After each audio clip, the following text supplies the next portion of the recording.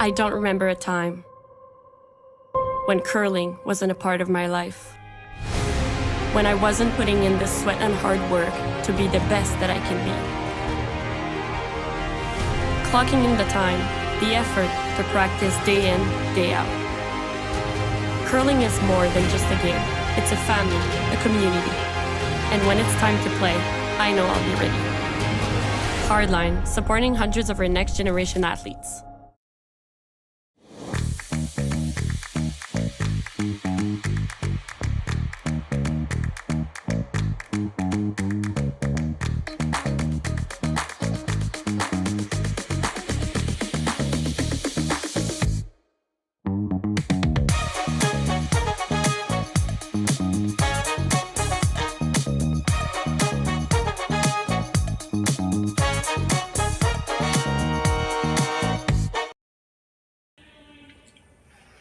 Good afternoon, everyone, and welcome to the men's final of the Saville U25 Challenge here at the Saville Curling Center. Brought to you on Curling Stadium, Edmonton. Looking forward to a good game. We have a men's game today, as I said, and first men's game in the spiel that we've covered for two teams that are obviously playing pretty well. My name's Jim Nix. I'm here with my partner, Ryan Jacques. And Ryan, you probably know these teams a little bit. Yeah, I've played Tau many times over the years. Of course, we're both in the program together at one point. I was U of A Bears athlete back in my day. Well, I couldn't have been that long These ago. are two very solid teams, so it's going to be a good game today. Yeah, both teams based out of Edmonton here, and looks like Tau has hammer, probably as a result of his 4-0 record. We didn't see the draw to the buttons, or if they did a draw to the button, but regardless, he does have hammer. So first in, teams are going on offense right out of the gate, with Kiist throwing a draw to the house, and Tau calling a corner guard. And the center guard going up for Ben Kiist. Couple of coaches at the other end. First time we've had two coaches out there at one time, so that's interesting in itself. Women's game going on beside us. Of Asian teams over there. And FYI, on my third camera view, we can kind of see the away end of that sheet, so yeah, take a peek over there sometimes if we want. Okay, yeah. So the intern come around the corner for Team Tau. Trying to get by that one if they can. And they almost did, but not quite. A little rub. Rolls in partly behind the guard.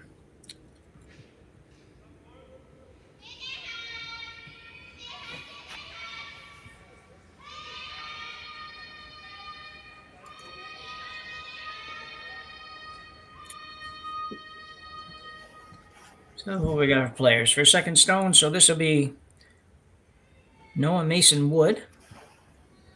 Second stone for Team Kiist.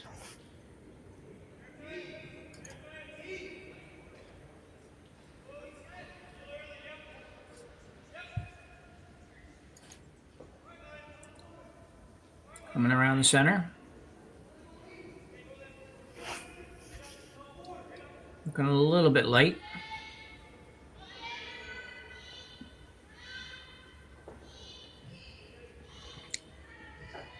The bad location.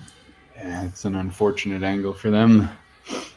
Johnson signed up that double right away. Yeah. It's quite a program they have at the University of Alberta. Ryan, it's obviously you mentioned going through the program, and we do see so many teams with the U of A sweaters on, representing their school. You don't see that a lot anywhere else in the country, I don't think. Yeah, it's a very solid program, and I might be a little bit biased, but yeah, I had a really good time while I was there. Lots of great coaching, and just a great experience overall with all the teams. We were all friends on and off the ice. Yeah. And yeah, I feel like it definitely helped my curling development. Yeah, that's awesome. It's like I said, we saw more than that. I know a couple of universities in Ontario have pretty good programs, and actually, Laurier, at least for one, offers some sort of level of scholarship for curlers, so curling athletes, and that's not something heard of very much down here. When my daughter called university, we had to convince the university just to let us represent them, never mind ask them for funding. So we did make it to one CIS, which was a nice bonus, I guess. Sweet, yeah. Yeah. I was out here, actually, in Leduc. And which university was that for? That would have been Mount Allison University out of Central New Brunswick. Yeah. I have heard of that one. I know it's quite a small one out of New Brunswick there. But, so. Yeah, it is a small university. So really good quality one. Campus, but very small, yeah. Nice come around here for a team Kiist.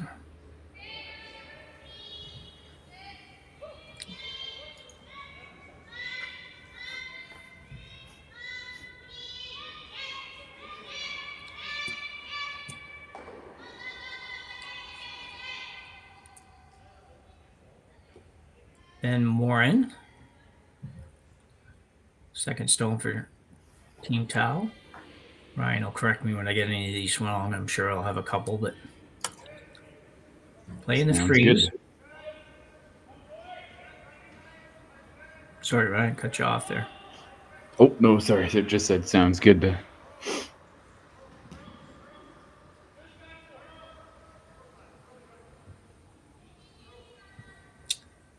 I guess one, I do believe the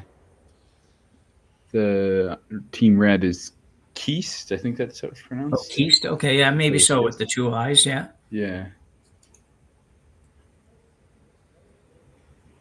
I did a pronunciation check on that, actually, to be honest, and it didn't give it to me. I went to two different options for pronunciation, and it just didn't want to accept that word. Oh. So fair enough. Yeah, all the different words we type in there to try to get the spelling at least, or they're saying at least partly correct, and thought that would be a relatively easy one. Yeah, that's a good idea to have that too. Yeah. So I would imagine that on the men's side, we saw great sweepers on the women's side, and I expect to see perhaps even stronger sweeping on the men's side, just more bulk in the bodies, and it basically would be the difference. But I would expect to see some pretty good brushing going on out here today. So Team Tau looking to probably move both these reds. Johnson Tau, skip of Team Tau.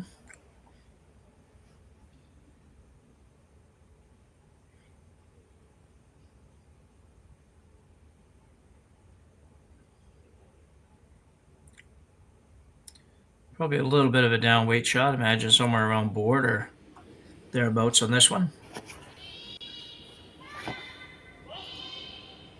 Yeah, I think that makes sense. If you can get to the nose of this red rock, you don't need to make the double.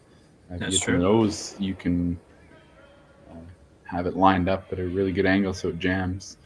But this is not coming over very far. No, almost fortunate to get the one. It was out there quite a ways.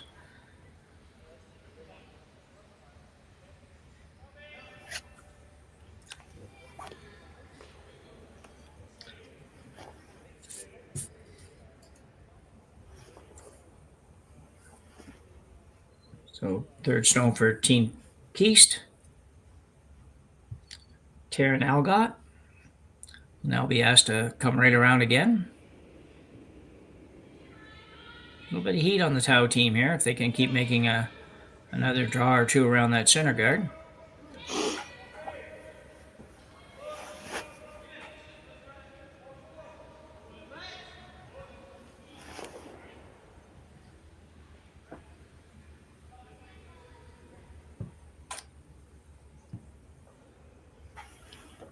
So it's not going to quite bury either, but actually probably leaves a double. Yeah, it's the second time this end It's definitely not the tolerance on those.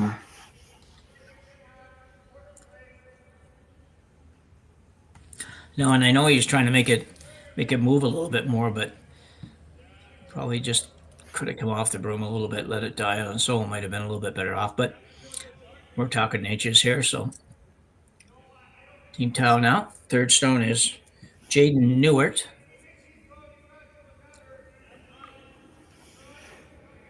So I suspect someday, way back when he was just a couple of years younger, maybe even, he lived in Manitoba. He's a Tucker, so just taking a guess. You know it. Yep, he moved to Edmonton to join the program. And Is that right? Yeah. Actually, many of these players have moved from around. Like Ben Morin was from Vernon, BC. Okay.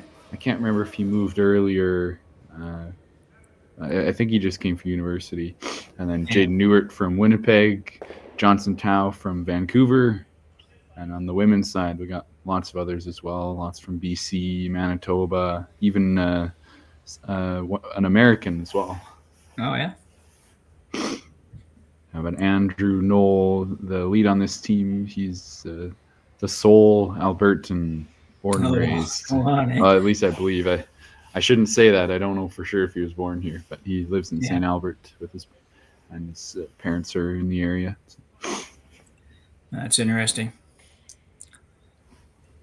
Well, missed opportunity again there for Team Tau, though. That was twice in a row, or not twice in a row, but 2 times they had a chance to make a double there. That was a relatively simple double also. So that's certainly a simple double to get rid of both, and might not stay, but just didn't curl enough. Too much ice, too much weight, one of them. Yeah, not sure. But I do know so far both teams not quite on the right side of tolerance. You'd rather stick around and miss the double that way than roll out and stuff it like that. Yeah, exactly. Yeah. And same with the Kiist team here. You don't want to bounce off and leave a double. You'd rather be short, or at least a little bit tighter with enough weight that you can get fully buried. That's a really nice spot. Nice weight for Ben Kiist on his first stone. Don't know that's exactly where he wanted to be. I suspect he was looking to be a little higher, maybe half guard that back red one, but take a part of it away. So Johnson Tao didn't have a chance to freeze in the pocket, but regardless, first in, that's not bad. For sure. And just a heads up to everyone, I would show the house overhead, but just working through a couple technical things. So sure, we're stuck on the screen at the moment. Okay. But we will get it all sorted out for you. Sounds good. Pretty easy so far anyways. There's 2 red ones in there. The yellow one that's far away. Yep, exactly. So Johnson Tao. There we go. I'm going to put it right on the Tim sign.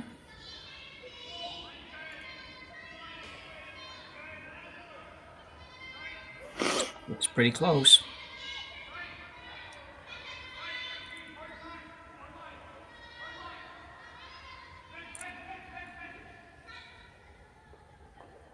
Very nice.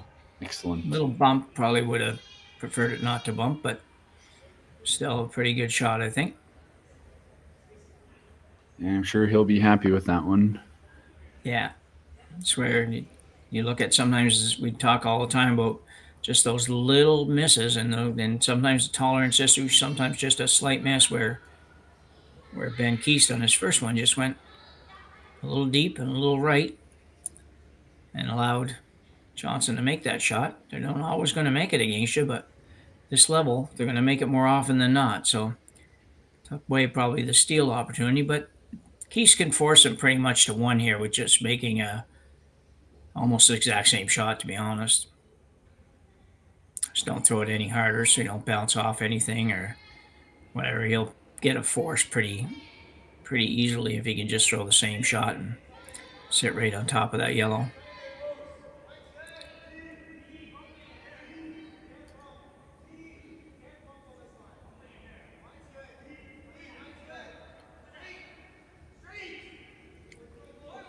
This looks pretty good.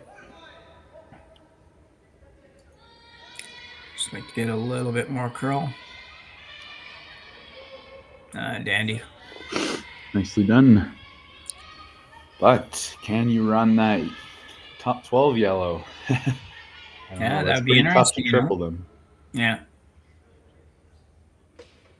It looks pretty Maybe, safe yeah. to me, though. I don't think you can see enough to like hit it on the nose, at which point you clip the red onto the yellow and it goes out sideways. Yeah. You're Definitely taking there. luck. They're having a hard look at it.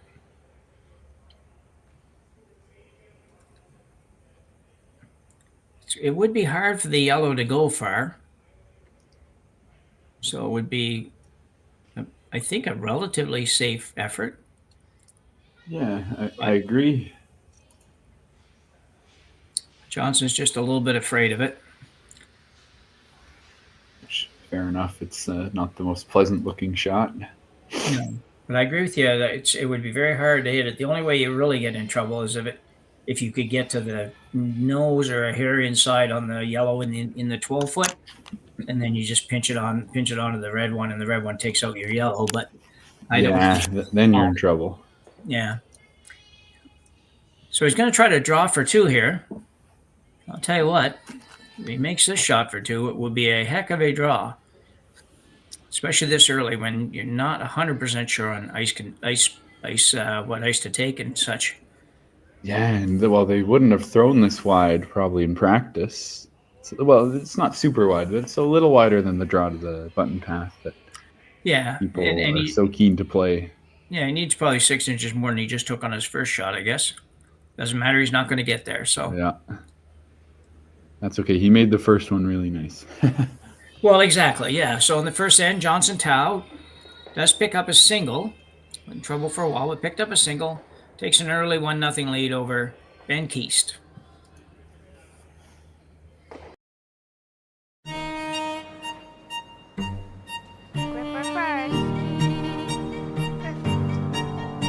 Don't forget your brooms. Yep, you got it.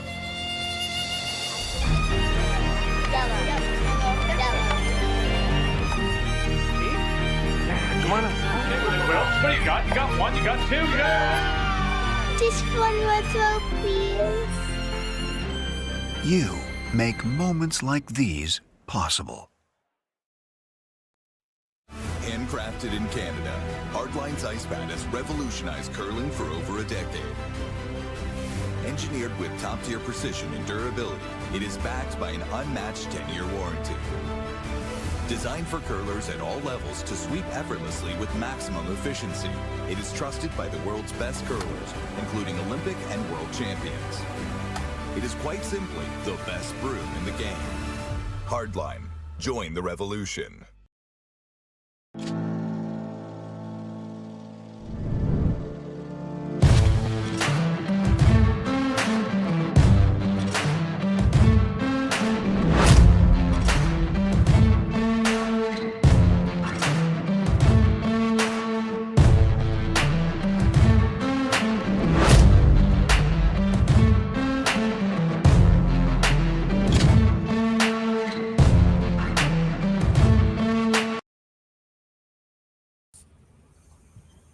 So back for end number 2 here in the men's final of the Saville U25 Challenge. Event started on Friday. I believe there's 13 teams on the men's side, I believe. Triple knockout format. Johnson Tao has gone through the event so far with no losses. He was 2-0 in the pre-qualifying for the playoff rounds, and then won a quarterfinal game against Peter Huschel. That's probably not right. I don't know how you get the L in there, but beat Peter in the quarterfinals and then beat Josh Bryden of Regina in the semifinals to get to this game. And Kiist was 4-1. He's 4-1 so far in this event. And he was 2-1 in the prelim round, and then managed to beat Colby McDonald in the quarterfinals by a 6-2 count, and Adam Elsenheimer in the semifinals 7-1. So made short work of the other teams in the playoffs, and that's how he made it to here. So Good weekend so far for both teams. One of them will be really happy with the result when this one's over. The other one probably, as usual in finals, would be a little disappointed, but big picture, pretty good weekend for both, I think, right? Absolutely, and they're going to be happy about this heading towards the playdowns, both juniors and men's. I believe both teams will be vying for those. Yeah. Because this is a U25 spiel, but that's not a full-on category at this time. There's no provincial playdowns or national championship for that. But I'm sure that's coming down the line.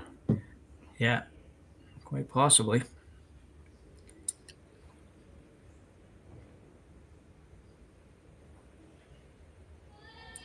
So Johnson Tao now with 2 in the rings. And the one corner guard up for Team Kiist. Lead stone for Kiist. Brett Whitmire. He has to make the double here. If not the double, the hit and roll behind the corner. Why not both? Or both, I don't think it's there on this one, but this one's going to probably roll out, I think. oh, they're really holding it. Yeah, you're right. A little bit of a sidewinder kind of delivery there by Whitmire. Might not have been 100% squared up coming out, but got rid of top one. Did curl a bit for that much weight.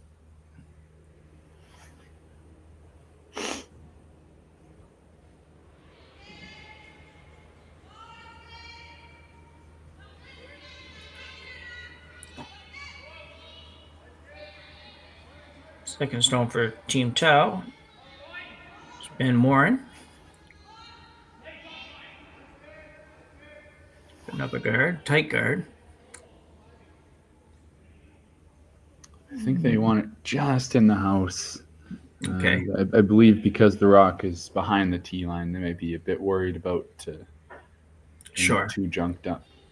But then again, if Team Kiist freezes on the button, then we might see the same thing that happened last end, where Tau, well, the opposite teams, of course, has a chance to just freeze on the nose, and then they're forced. So Yeah. you have to keep that in mind as well.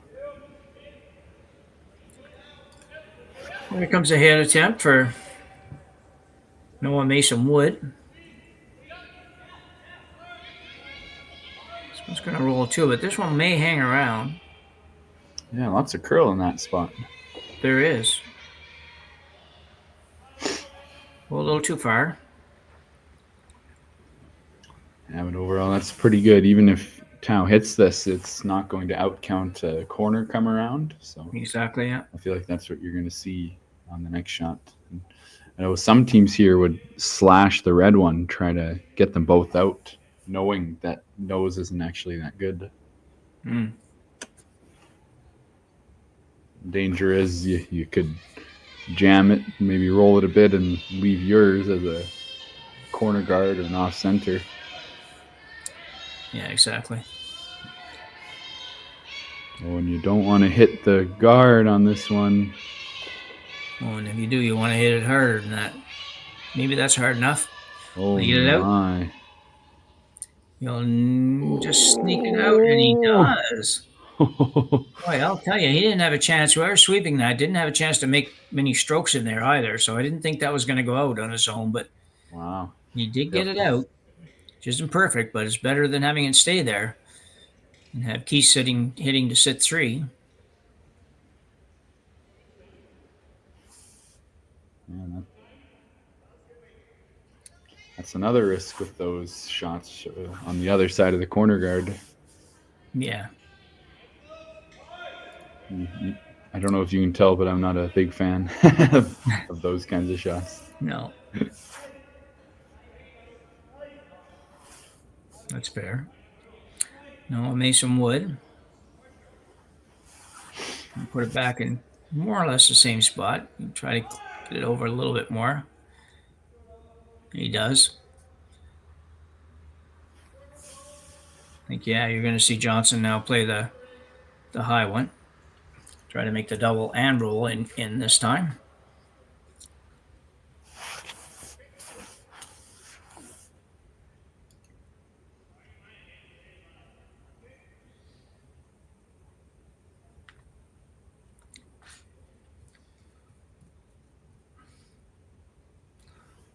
Jaden Newert, as we mentioned. Houston is a Tucker.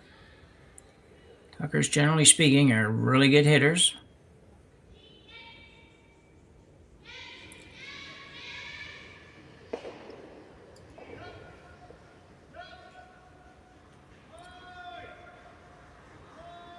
This one's curling. I don't know if he'll get the back one or not. No, not quite. So close. And we'll roll out. Yeah, I wonder if the hits are curling a little extra right now. It didn't seem like the hits were going that much when we were doing the women's semifinal earlier today. Or maybe I'm just seeing things. Yeah, I'm not sure. Well, either way, it's up to the teams to adjust the broom and figure out where that goes. Yeah.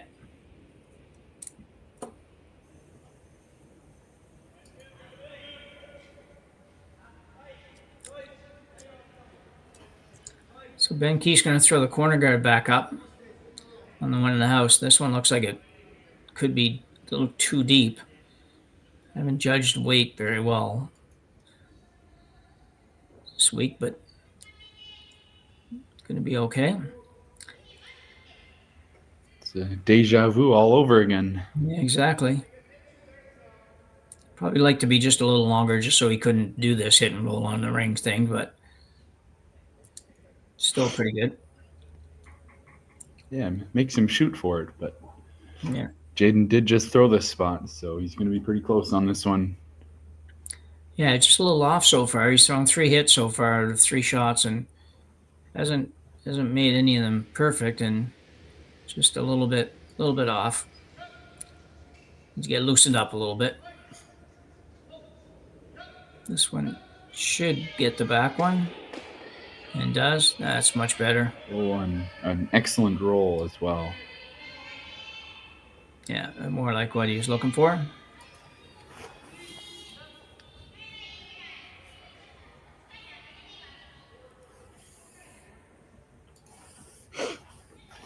Yeah, I guess he was a little wide in the first end, so made the adjustment a little tight on the first shot, but he found the middle, and he's going to be dialed in after that. Exactly, yeah.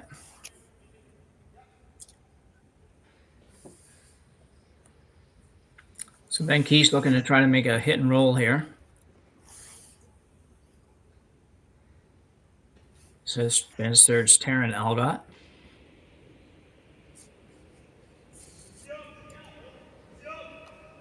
Jim, how do you think Team Kiist would feel about a blank here? There's not much opportunity to get 2 points in there. Yeah, I think at this point with only a couple of rocks to come, he would definitely like to see that. It's going to be hard though. I wonder if he'll take a crack at a double no matter where this lands, or if he'll try a similar hit and roll on the next shot. Yeah, I don't think it will. I think unless it was a very realistic double, something you're going to make, I don't know, 85% of the time, something like that, maybe a little less than that, but not much, then I don't think he would do that. I think he'd rather get a point, tie it up, rather than be taking a chance and end up down 2-0. Might go at it on his first shot. Yeah, I don't think he'd do it for sure on the last one. Okay, yeah, I might have misunderstood what you're thinking there. So yeah, I agree. Sorry, yeah. Yeah, worth a go on the first one, I think, for sure. I don't, again, unless it's just not even remotely possible. But this one will be possible because they're both going to be on the same side of the sheet at least. Yeah. The same side. A couple ways to make it. No, not going to do it anyways. Not even going to think about it. Yeah, fair enough. If you make a good roll, puts a bit of pressure on Tao. Well, absolutely does, yeah. And if Tao makes the run back but rolls the back rock out, then it's a blank anyways. So we might get there one way or the other. Yeah. Or even, I guess they're hoping for a complete miss on the back rock. That would be good for Team Kiist. Yeah. I played Ben's brother, Josh Kiist, a lot back in the day. He was a teammate with Cole Adams. Okay.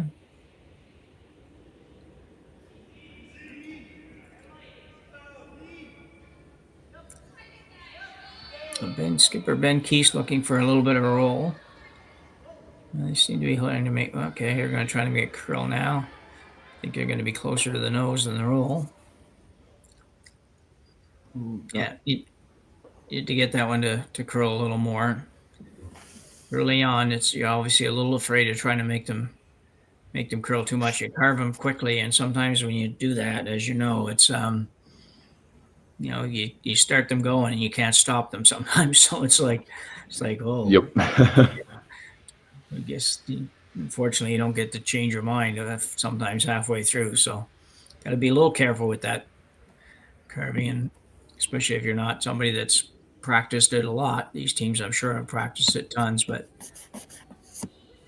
for sure. And on some ice surfaces, it seems like it does a whole lot. And like you said, you got to be careful early on, because it'll, even if it changes the angle just a little bit, the shot has so long to go until it gets to the target.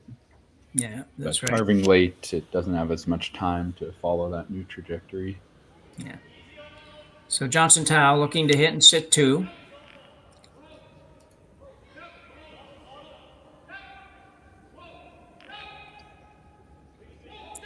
Might be trying to get a little inside roll as well.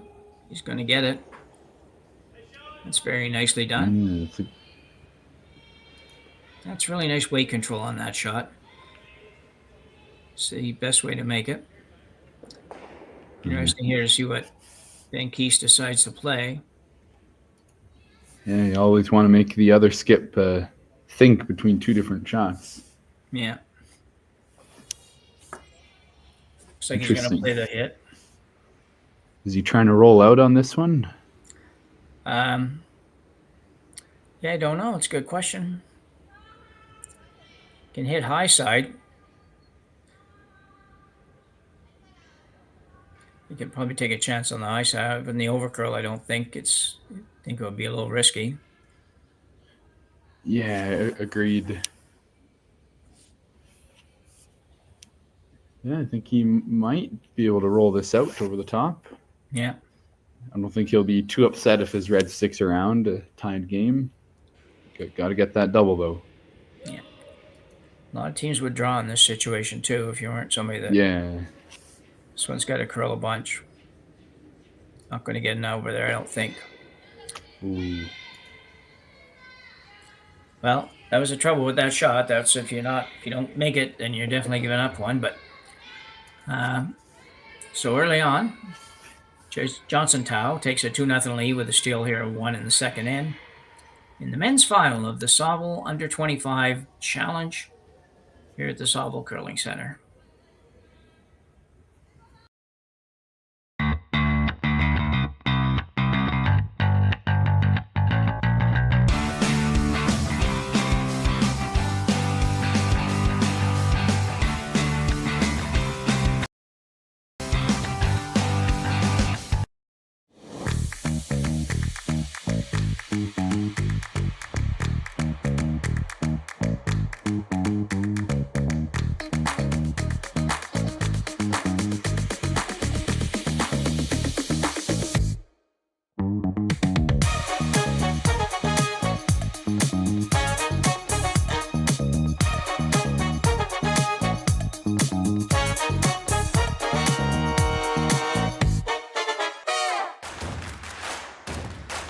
Imagine being able to stream every curling game from every sheet from any event, be it your Wednesday league game, bonspiel, or corporate event.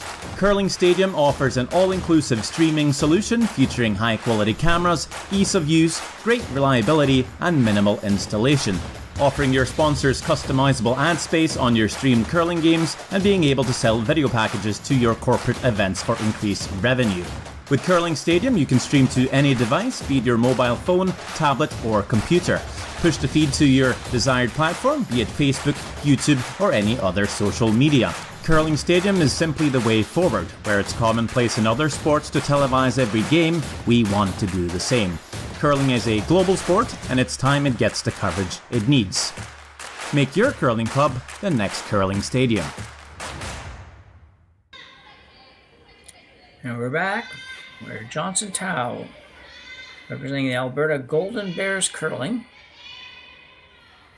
has an early 2-0 lead after 2 ends of play here in the men's final.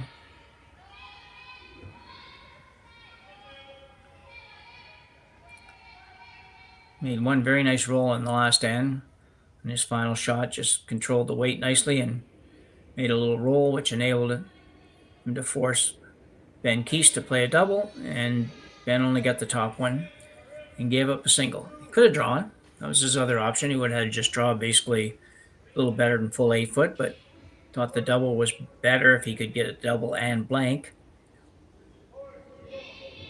So he has a little work to do now.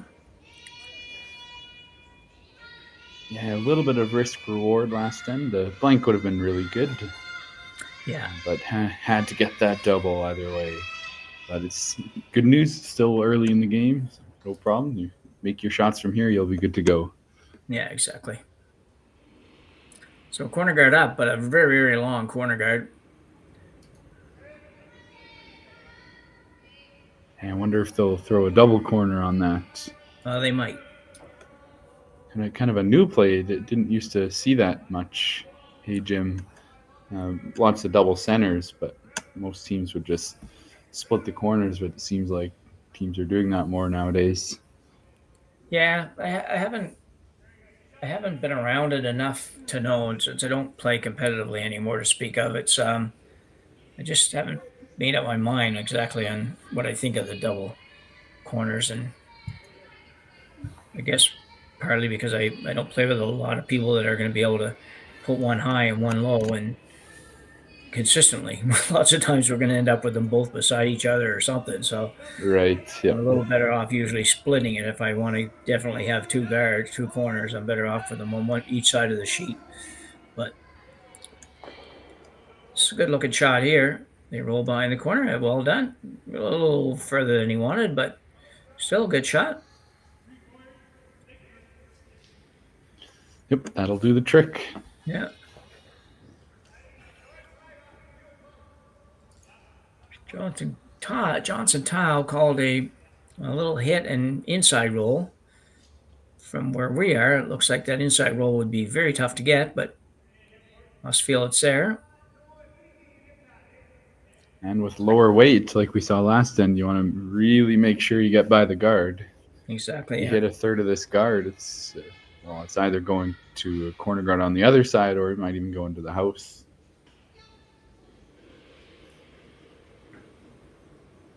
Second stone Ben Morin. Just asked for a little extra ice. Johnson Tile gave him. Not going to get the inside roll. Not going to get an outside roll. He's going to get an outside roll, but going to roll out. Maybe a little bit heavier than what Johnson was anticipating coming down there. Looked like that was pretty close to what I would consider to be a normal takeout weight. Yeah, it definitely could be. And makes sense given the context of the shot. That was kind of like I was saying last end. I don't think it's very valuable having your own rocks over there. It makes the corner guard harder to peel as well. So yeah. I don't think Ben necessarily minded rolling out on that one. Just make sure you get by the guard. Oh, yeah. Uh-oh. Gonna miss this, I think. Get a little piece. Not much. So Noah Mason Wood with a open hit miss here. Team already down 2-0. Gotta be a little careful.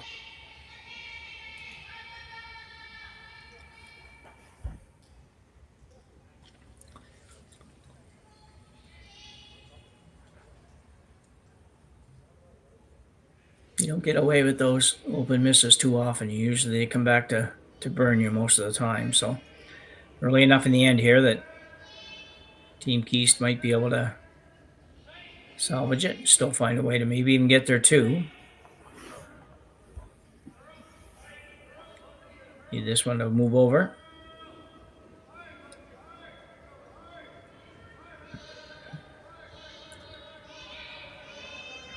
Pretty good effort. Yeah, real good effort. Upgraded from pretty good to real good. I think that was a fair. Yeah, I think that's reasonable.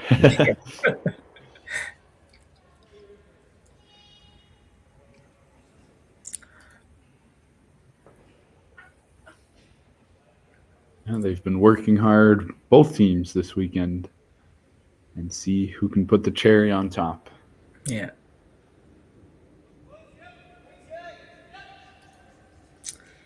No, our only left-hander out here today. First left-hander I think I've seen all weekend, actually.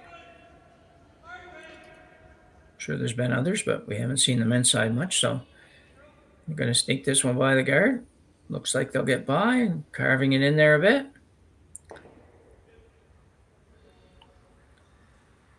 Good throw.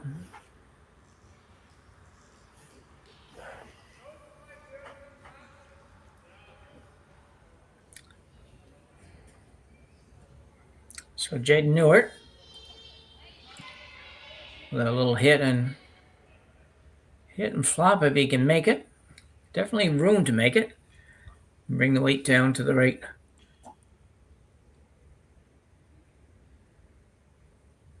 The right speed on this one will be the key.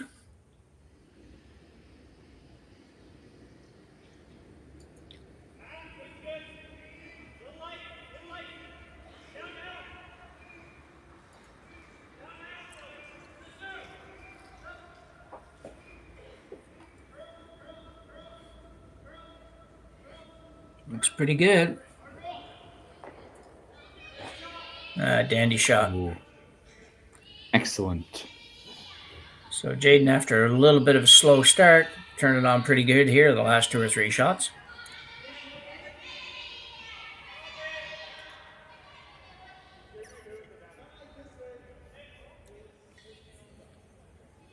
I think he's looking to play a draw here. I think he has to make sure he scores in this end or blanks. I don't think he can afford to give another point, even a single point, really. Just hard to recoup the momentum if you're down another point. It sure is.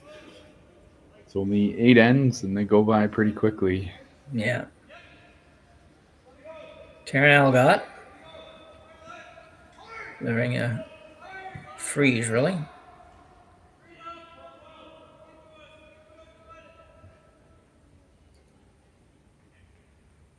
I rub the guard. Not quite enough weight. So Team Kiist struggling a little bit.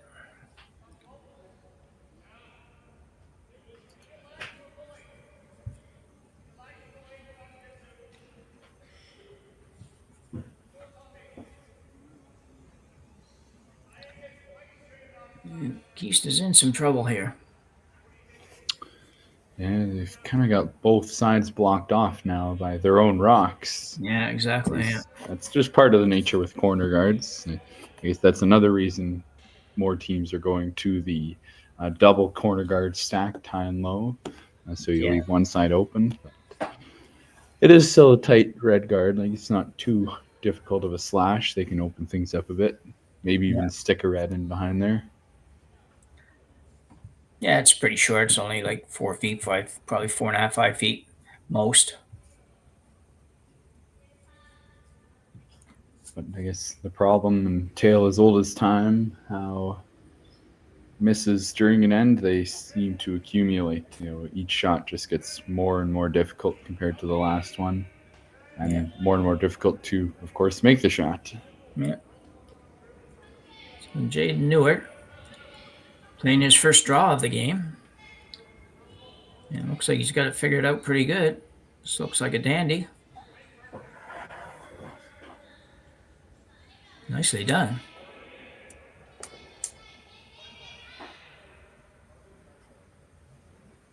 I think you got to run that center guard, Ryan. Yeah, I agree. You can get try to move 3 of the yellows moving. Yeah. And still use that red one later. Yeah. You just can't use it now, just because if you don't happen to get anything out of it, then you may never have another shot at anything. So Totally. He needs to move more than one rock here, too.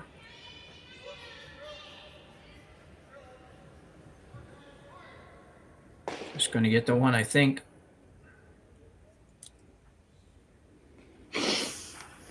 So Team Kiist still in some trouble here. As Ryan mentioned, there's no draw to get out of this thing either. It's there's just nowhere to steer the rock through to the 4-foot right now. But he does have his red one to work with on the left-hand side as we look down the sheet.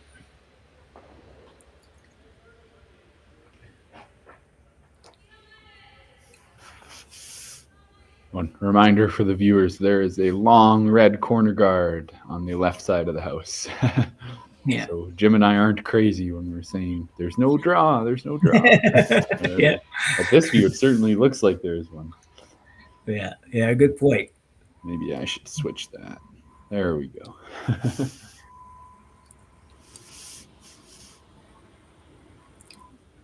Johnson Tao. Like the way he throws. Of course, there hasn't been anybody earlier this weekend. I think that I didn't like the way they threw. So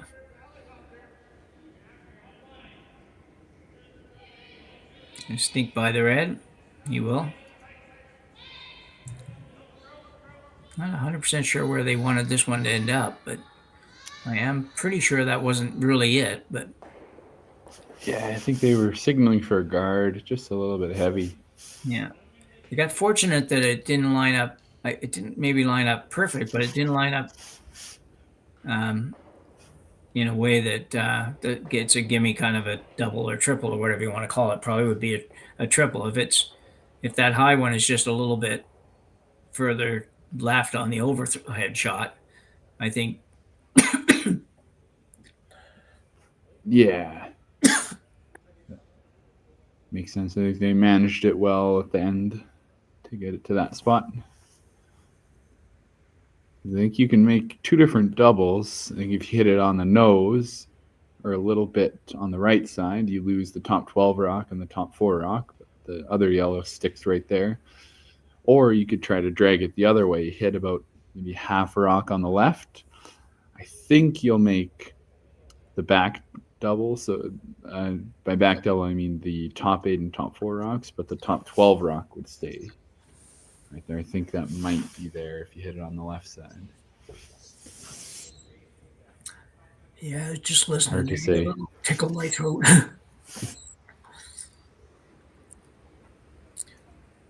Either way, you got to move some rocks here. Yeah. Bring the heat. Make sure you open up some sort of draw path.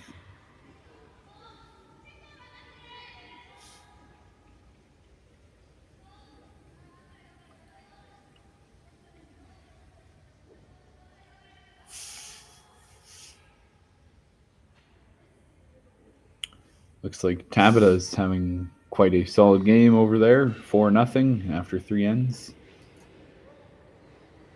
Just see the scoreboard on the corner of my eye.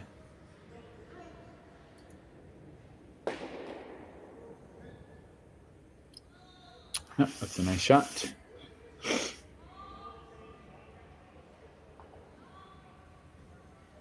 Probably didn't really care about leaving the red one in, since Johnson Tao would just be able to throw a third yellow in and not leave a triple. The question is, where do you put it so that it's difficult to steal? We will see. I was thinking blocking the draw path might be the way to go and leave the in-turn double. Yeah, I'm Interesting. not sure. I think you can kind of do a little bit of both, but if he puts it right where his broom is now, the draw might be there. But I'll tell you, Johnson on his last shot didn't go by the outside red one by much, and he ended up on the other side of the center line. So going to be tough to get over there. Now he can come right to the back one and be shot right now, I believe. Anyways, Yeah. there looks like he'd be shot rock if he came right to the nose of the yellow. And you might have to use that. But you have to wonder if Ben Kiist also leans towards takeouts, being the shot he chose last end with the double versus the draw for one. Yeah, he surprised me a little bit on the last shot. I actually didn't expect him to play that double, but so you may be right. So as a skip, that might tell you, maybe I should try to leave some draws, even if it's objectively an easier shot. Maybe they're just not quite feeling that at the moment. Yeah. So Ben Kiist made a beautiful freeze in the first end. Whew, that was close. I know. I tell you, they couldn't get much closer.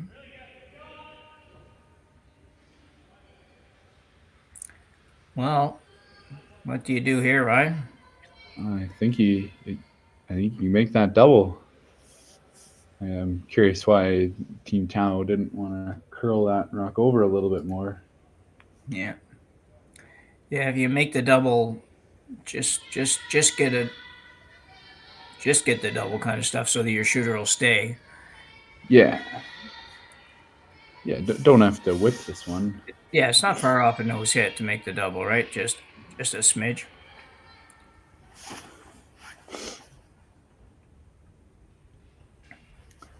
And I think you do have to move it to sit one. Right? Yeah, I think so. Yeah. Gotta touch them both. So big shot early in this one for Ben Kiist.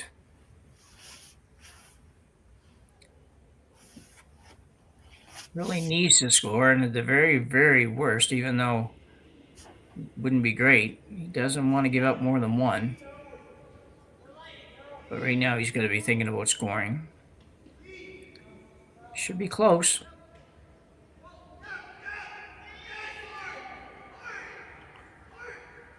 Gonna over curl. Oh, so close.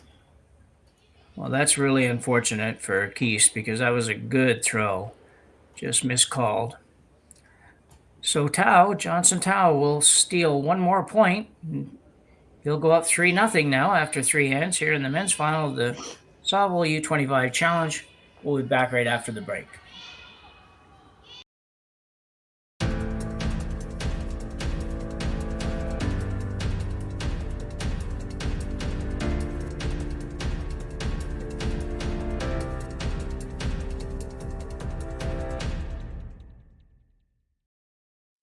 I don't remember a time when curling wasn't a part of my life.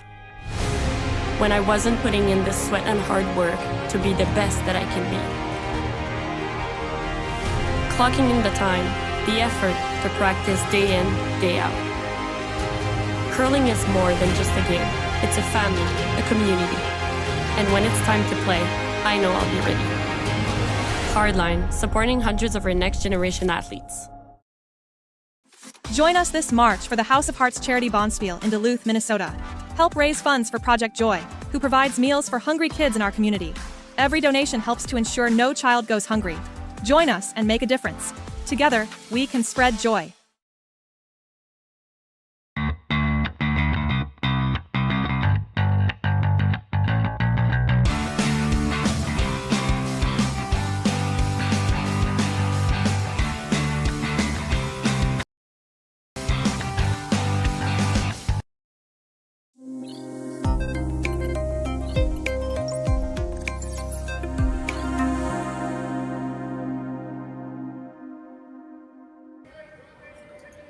So we're back where Ben Kiist is trying to figure out a way to get on the scoreboard here.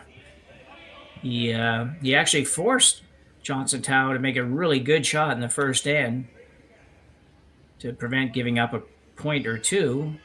But since then, he's been kind of under the gun to score and just hasn't been able to pull one out. Hasn't had great opportunities, mind you, but they need to kind of get something going here before this one gets out of hand.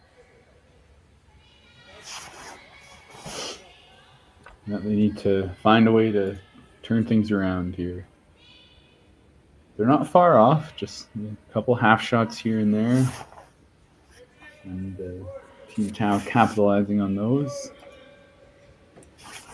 Yeah, just a deuce here would be make the game basically almost back to even. So And it would be a big momentum shift. Another pretty long corner guard there. it is, and I've seen that a lot this weekend where the corner guards have been what I think to be in most cases too long, and I don't know exactly why. I guess people get used to throwing a corner guard a certain distance, and they just don't put them in a little tighter. I think you got to be these corner guards on this ice. I think have to be fairly tight. I know you play here all the time, Ryan, so I think that would probably be a fair assessment. If you're going to really use them at this level, they're going to have to be much tighter than that. Yeah, I have to agree with you on that one, Jim. We haven't seen Kiist be able to effectively use a corner guard to this point. They've been a little bit too high, so Tao's always been able to chase it on the outside, like we saw on the first couple ends. Yeah, exactly. They're going all the way in there, but they shouldn't be too upset if it stops as a tight guard. I'd say that's the tolerance here. Yeah, makes sense.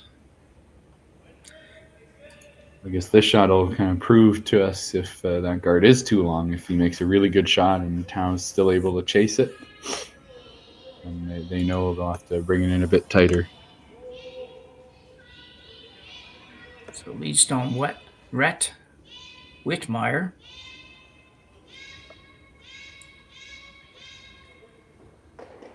Consistently have overcurled those corner guards. Almost everyone has kind of come out the other side. That was not too bad, but take 2 feet of weight off of that and it's right behind, and also he can't play this shot. So just rock positioning, it just hasn't been 100% just yet for the Ben Kiist team. That could easily change. Sometimes we've seen it. Sometimes it only takes one shot by each team, one good one by Kiist and one not so good one by Tao, and all of a sudden things can turn around in a hurry. This can get a lot closer quickly. Change of rocks there.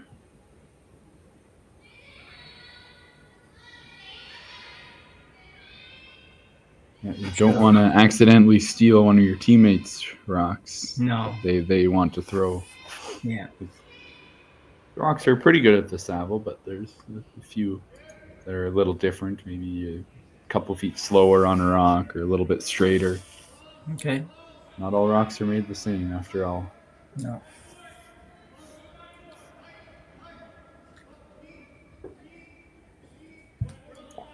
This looks like a good shot. And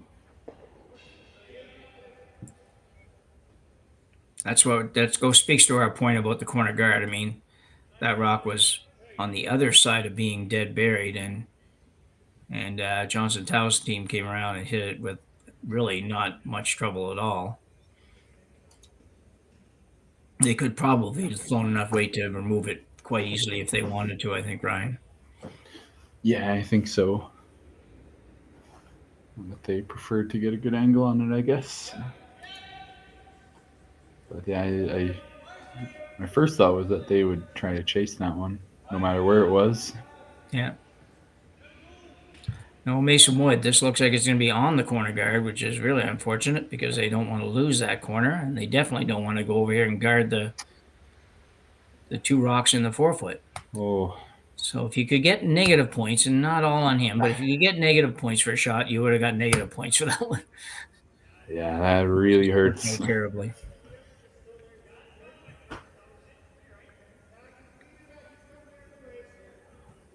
Now you'd be happy to just get one almost. Well, tell you.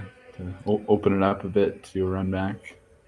Oh, there's still 5 rocks left. You make a couple of good bailing shots, you might be able to sneak a couple rocks into the 4-foot, but they've got some work to do to clean it up. Clean up on aisle 5. Yeah. So we got an intern come around, going right in Johnson Tao again.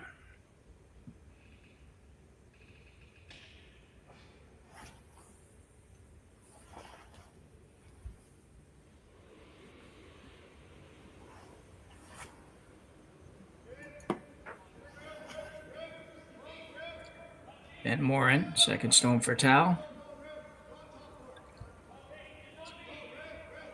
Sweeper's not doing much here. Waiting on it.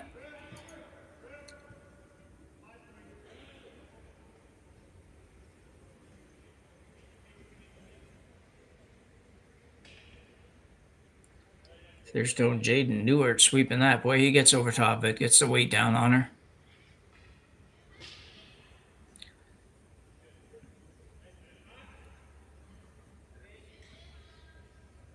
Getting really tough.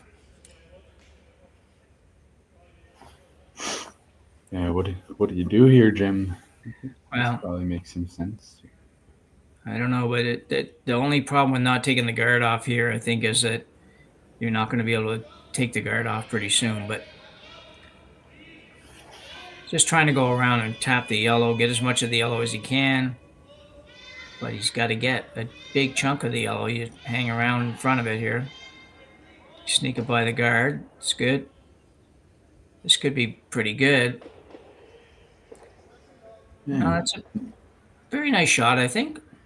Yeah, nicely executed.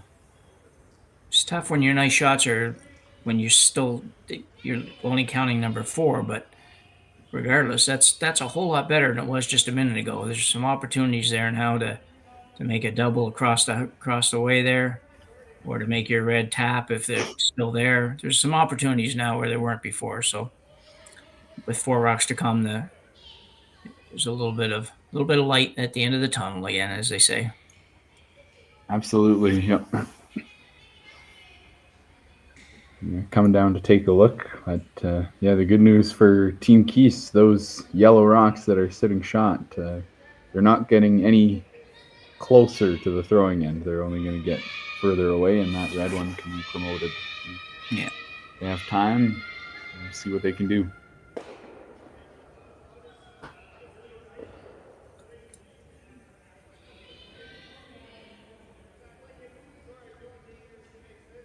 You see Coach Rob Krebs having to look around Team Kiist to see the situation.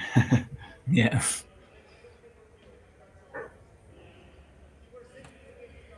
It will be interesting to see what they decide on here. I think originally Johnson seemed to, I was just going to say, it looked like, I don't know exactly what he did, but I had the feeling he was looking at throwing something like about there, something outside the rings. Yeah, I don't mind that. And Team Kiist is running in a yellow rock, which definitely feels good.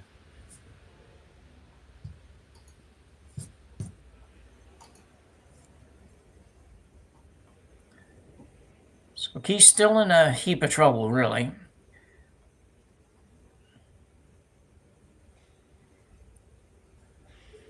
It's never good. If you need a complete missplit in the opposition to be able to get to your rock, that's when trouble starts. So you sometimes hope you might get a little bit of a break and a little bit of a miss, maybe a little over curl, a little under curl, something like that gives you an opportunity. But this one here should be a pretty good one for Jaden to be able to put up a guard here, relatively tight guard.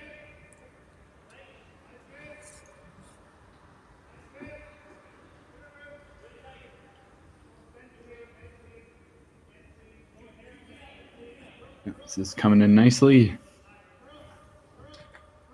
That was a good sign when the sweepers are kind of just cleaning it into the spot. Really good.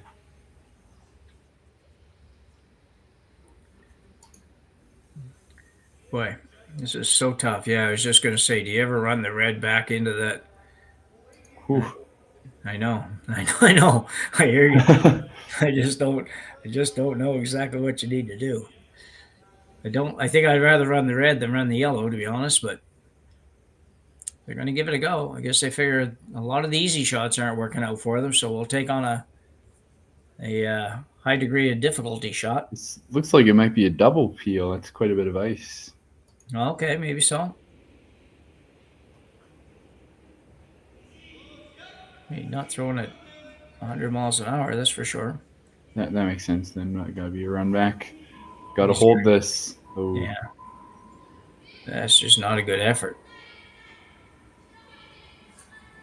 Taranel got Can't be happy with that. That rock never really even had a remote chance. I don't know what they were exactly playing there, but to me, would you not think that that shot would have had a lot more weight involved than it did? It really looked like it was a very soft weight shot. Yeah, I wonder if he's trying to run the red onto the red, Well, maybe. onto the yellow top four. It's tough yet to sneak it by the center guard to do that. Yeah. That would have been much too much finesse, I think, for this time of the game. Like I said earlier, the misses just seem to compound as every shot gets more difficult. It's the way it goes.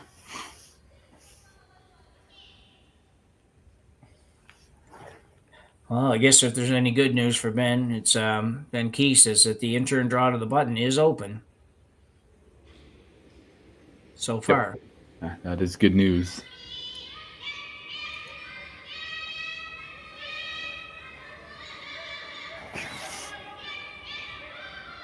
Jaden Newert.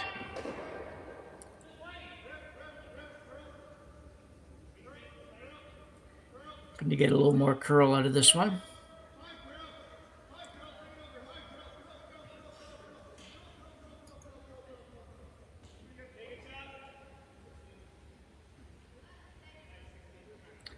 What do you think? Is that enough curl?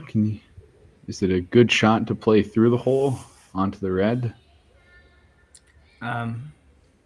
You need to throw pretty down weight. I don't know about that. Yeah. Well, and you want to be, it's a tough shot. Can't really quite see past Whittemeyer there, but could definitely get through the hole. But it is tough and really tough to. You have to over curl it a little bit. Yeah, I don't know. That looks pretty small there. It looks not too bad on the overhead, but. So what did they settle on here? We were looking at the other playing the draw here, I think. Yeah, it looks like they're pushing all their chips in. Yeah. See if they can get 2 rocks on the button here.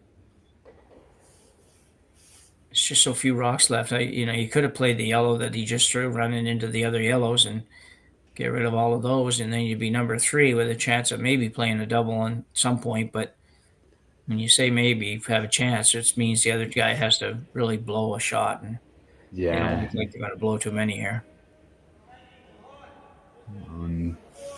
As we've said before, Jim, that's the issue. Is the other team's always up to throw next.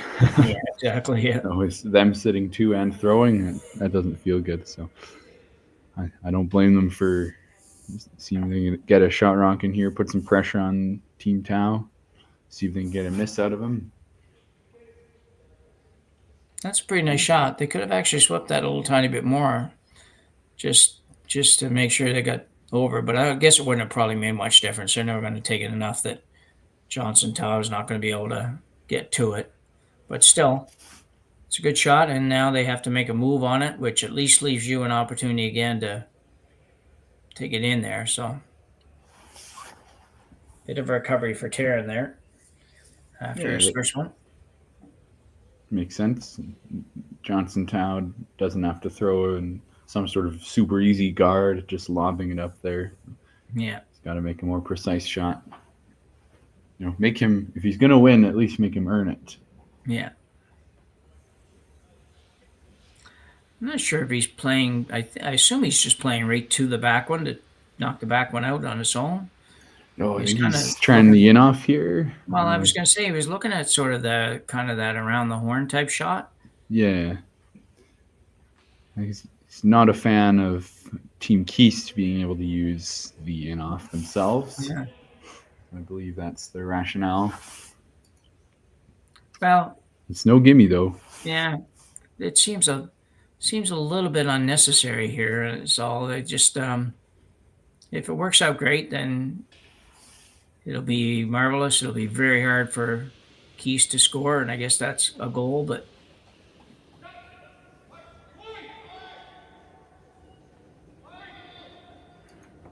it's close. Well, he hit it, but he could have done that without going through all that. Anyway, it worked out for him, and if he hits it a little tiny bit thicker, he will maybe make the the kind of a little bit more like they're around the horn and roll it up a little bit, so it would be hard to get at, and probably might win the game with it. But I just didn't think he needed to do that. And if it runs straight and stays dead straight, or doesn't curl enough, then Kiist has a chance to draw another one in there, sit 2. So that was my thought. I thought you might end up giving him a shot at 2 that you don't need to leave him. But anyway, whatever. It's what they played. He threw it well. A chance for Kiist to sink one in here again and at least lock up his 1. I think if he puts this one right on top of the yellow, a little bit on the inside of the yellow even, he'll have 1 locked up. I don't know if he'll ever get a chance to get a second one, but so far getting 1 has been a challenge. So let's work on that. Exactly. Yep. Now is the time to turn things around. Get your 1 point. That's enough to keep the game alive. And see if you can steal in the 5th. Force would be okay, of course. But the clock is ticking.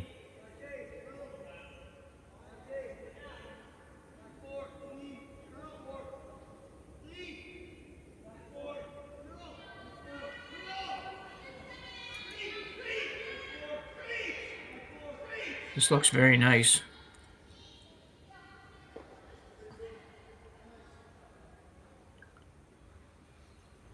And you have to wonder now if Johnson Tao wishes he had played this on the first shot. Yeah. So he'd know the path how it feels like. But Yeah. I don't blame him for playing the in off on the last one. I think it was pretty hard to miss overall. Like I think it was tough to roll over top. Like you could have even, if you were a little bit wide, just hit and roll to the button, which could have been okay. Yeah.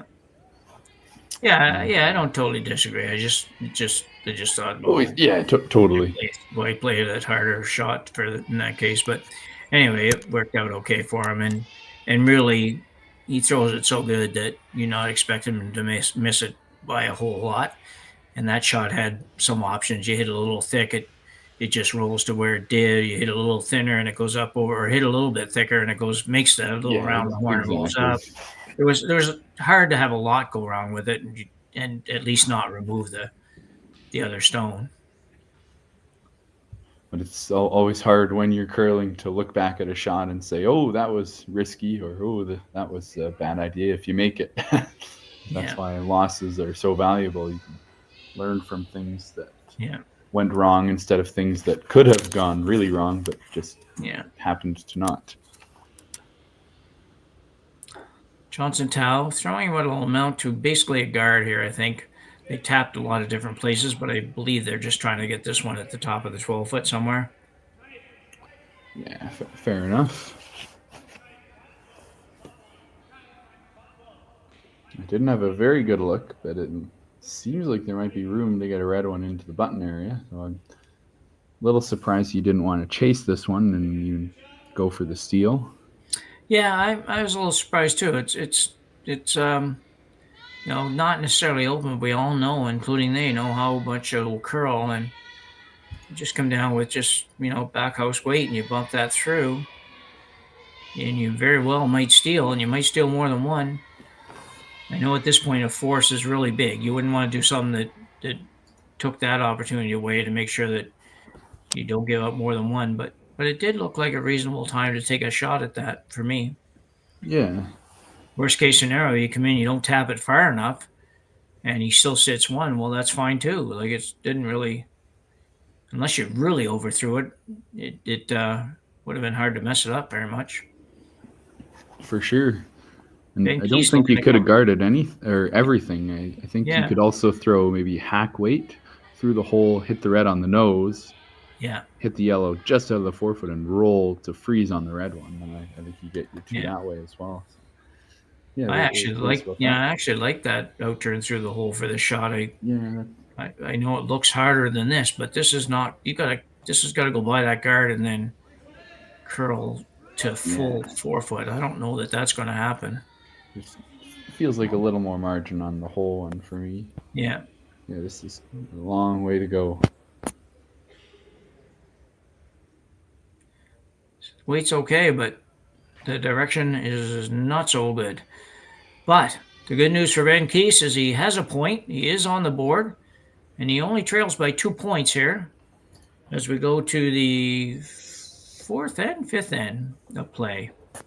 So we have a little bit of a break coming up here, and we'll join you back after this.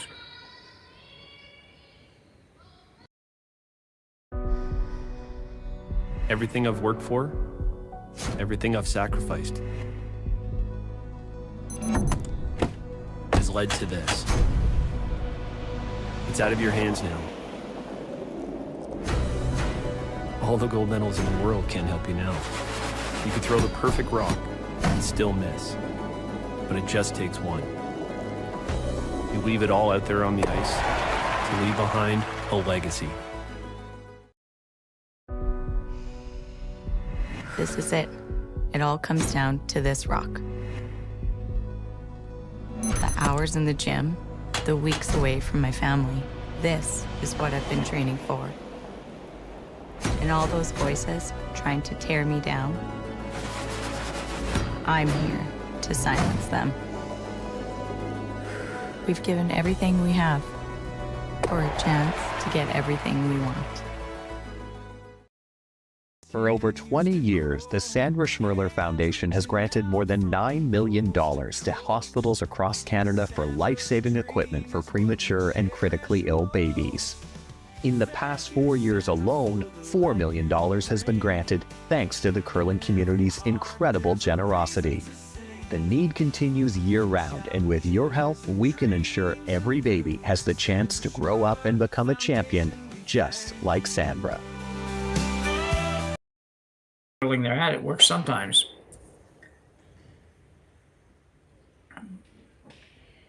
So we're back here for a minute. I don't know if we're going to throw to another commercial. We probably have a couple minutes left. Yeah, I think we'll throw to another in 30 seconds or so. Doesn't look like we have very many players. Not quite oh, enough. no, never mind. Team Kiist is off to the side. It's like, is everyone in the washroom right now? My goodness. Yeah. But anyway, Team Kiist has got to be feeling a little bit better, at least after getting the point the last end. And Skipper made a nice draw to set that up and didn't really get any misses out of Team Tal there, to be honest. They just finally made a real good shot and created a point. So good for them. But they got some work to do in the second half here, Ryan. Down 2, playing 5 without Hammer is not the favorite scenario you draw up for sure, but Yep, that's right. We'll see what they can do in the second half. We'll throw it to commercials. We'll be right back. Okay.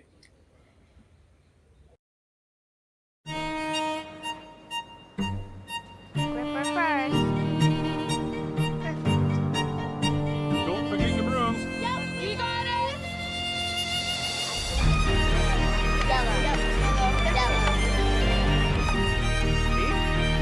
Come on up. Okay, well, what do you got? You got 1, you got 2, you got... Just one more throw, please. You make moments like these possible. Handcrafted in Canada, Hardline's Ice Band has revolutionized curling for over a decade.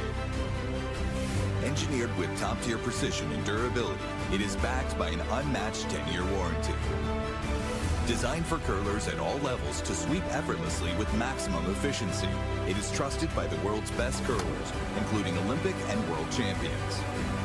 It is quite simply the best broom in the game. Hardline, join the revolution.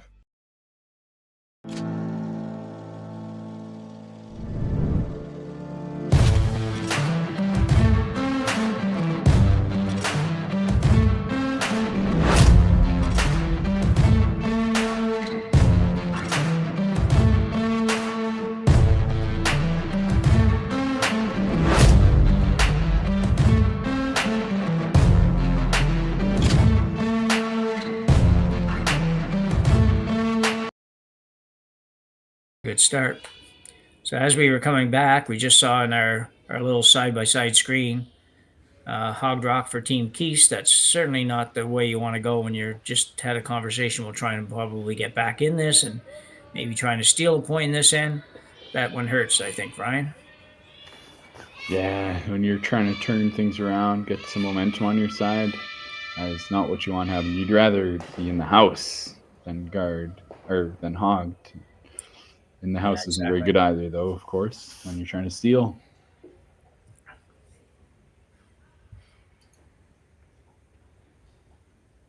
So Johnson Tao will ask lead Rhett, not Rhett, wrong team. Andrew Noel. Noel or Now? Noel, probably. Noel, yeah. Noel. Throw an intern. Draw to the house.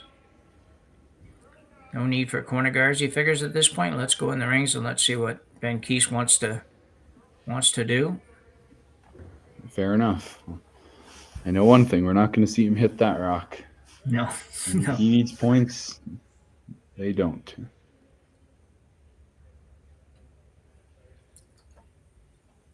So now Rhett Whitmire will be asked to throw a guard up. Just a little bit further than the last one. Last one didn't quite make it over, so.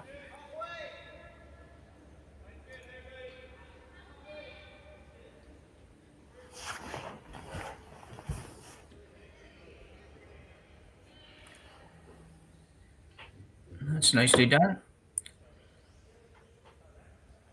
Sort of that in-between distance, so sometimes getting that second one up's tough, but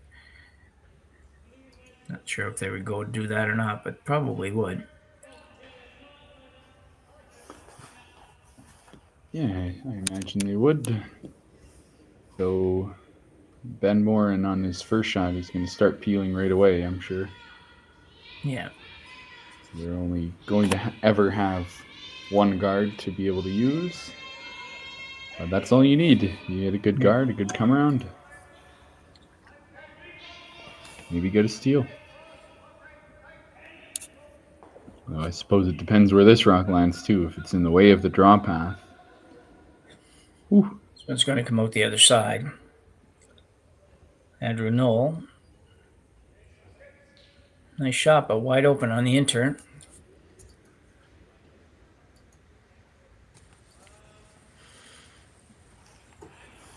I don't think he'll be too upset about that. You know, when you're down 2 without the hammer, hit and roll is not the first shot that comes to mind. So it's above the tee line. That's the main thing.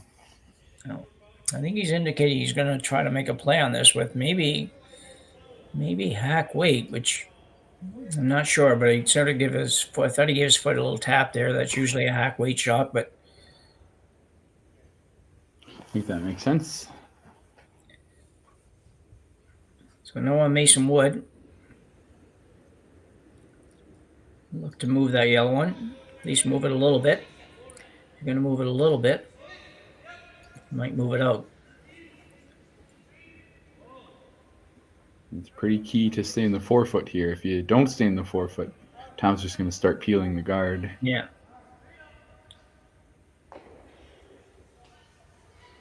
That's very nicely done. It's a good spot. Wonder which one they'll go after.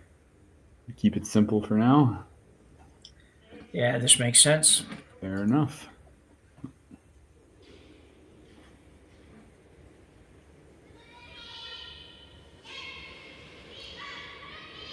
Ben Morin playing the peel.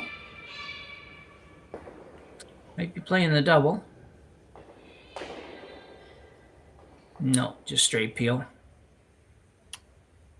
What? I'm not sure why Johnson stopped the red rock for a minute there. No, I know. That was odd. Yeah. I thought maybe one of them burned it for a second.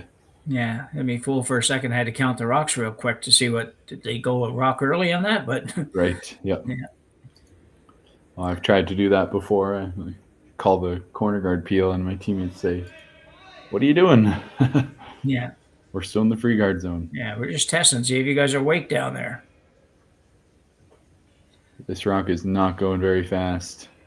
No. Uh-oh. Boy, I'll tell you, that's 2 hog rocks in, what, 4 shots. That is not good. Mason but- not having a good day here. I mean, the ice might be changing, but you I got don't to think so. adjust for that. Yeah. Especially after the first one.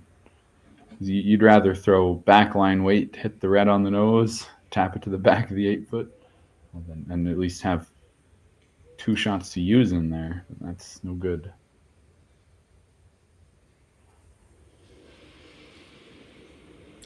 You're in big trouble now if you're team Kiist. There's just nothing at all that you're going to be able to work with here. And Yeah, you almost just bail out at this point. Try to go for a blank. Maybe you can get a force around the corner guard. yeah.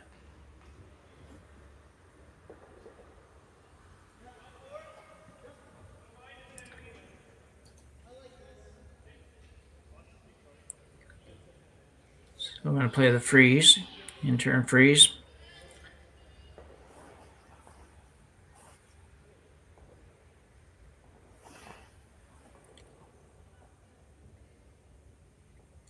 Turn Elgot.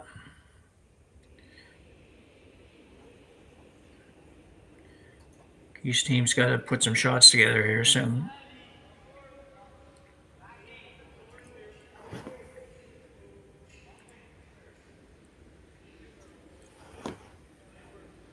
This one's got to curl a lot. Starting to move over there pretty good now, but a little bit heavy probably.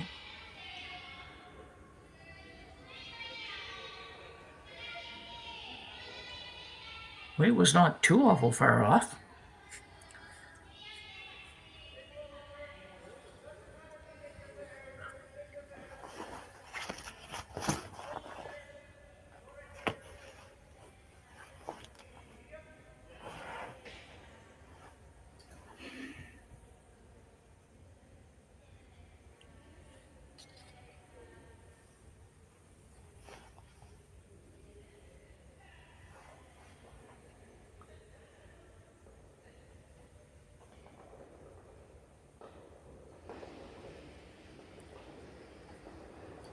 Jade Newark looking to remove the red.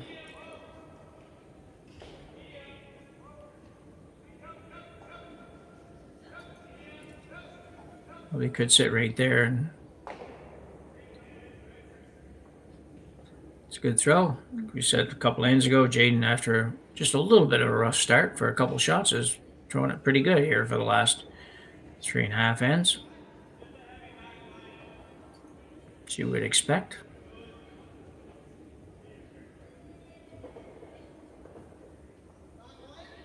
Enough yellow ones over here now. You could build yourself a pretty good protection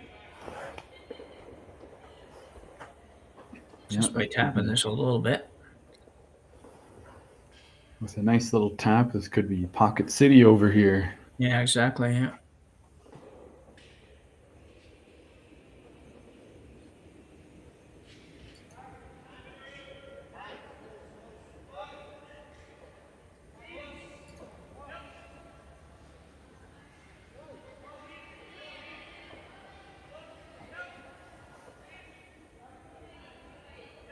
This looks pretty good.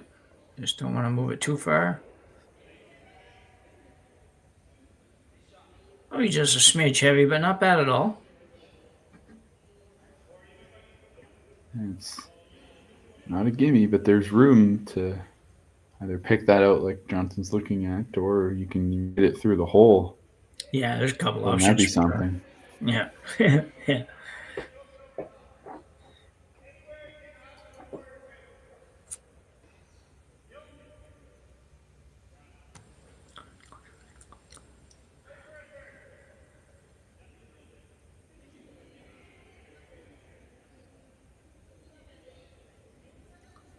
For Team Kiist, the best they can hope for is that this one doesn't come up quite enough and drives it on the yellow and makes the double on the yellows and behind and sits there somewhere.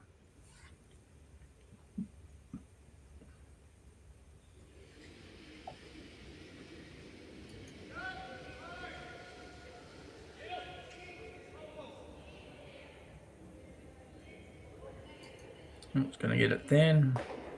Pick it out.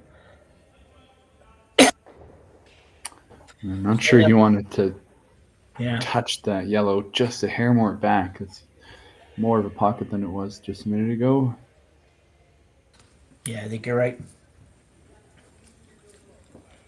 But it's not what pocket there is, it's how you use the pocket. Yeah. That is an original quote. You can feel free to use that. All right. Are you sure it's original? Yeah, it probably is. We'll go with that.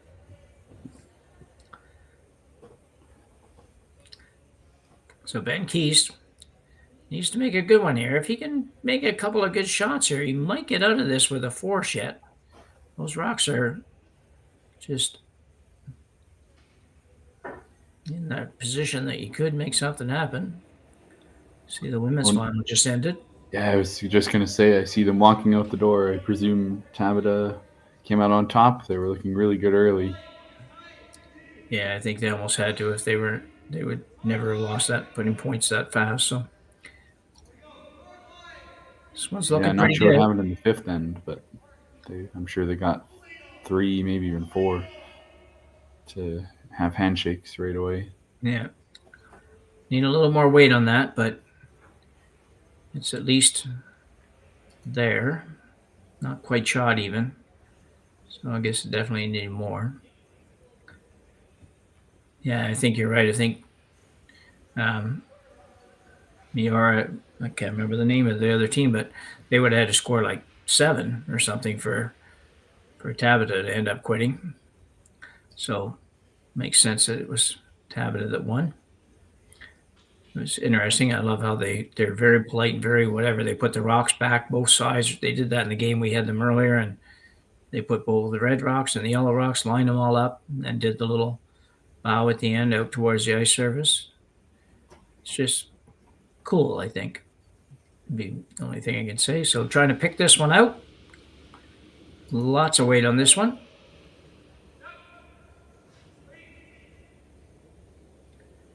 And he's got it with no trouble at all.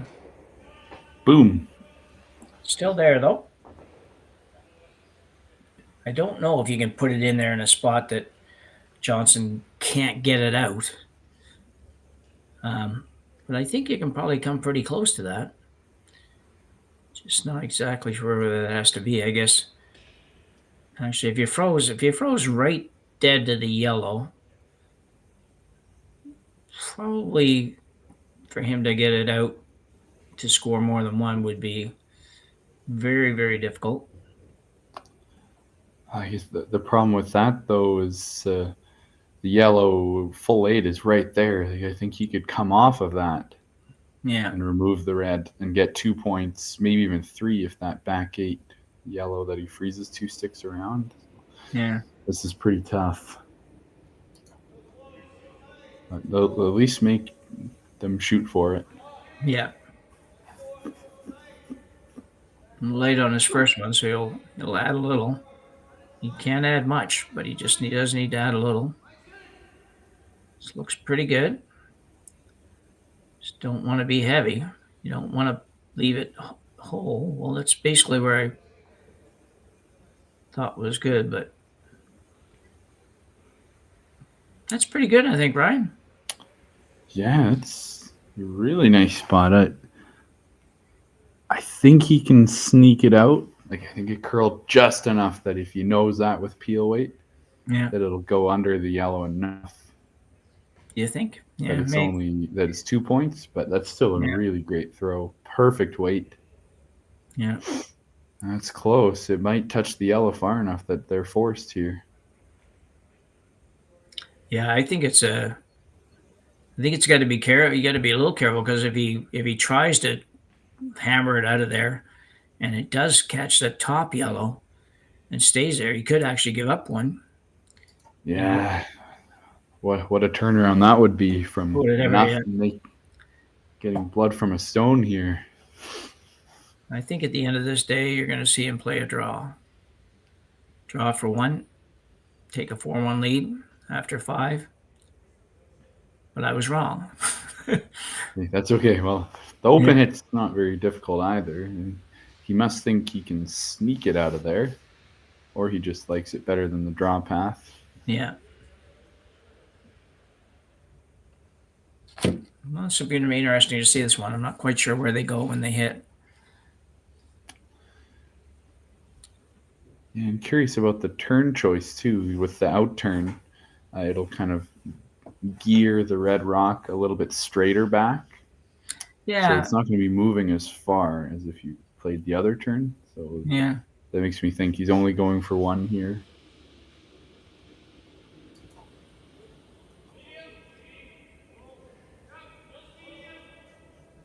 Well, let's see what happens.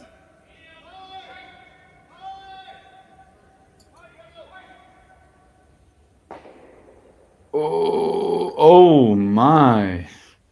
Whoa. So Wow. we have a pretty big turnaround there with that shot. All of a sudden, we have a 3-2 game with Ben Kiist stealing one here. Didn't look like a steal and one until the rock stopped. And then all of a sudden, it was a steal and one. So we have a 3-2 game going into the sixth end. Tau remains with hammer and certainly been the team that's played the best so far, but only up by one as we go to the break.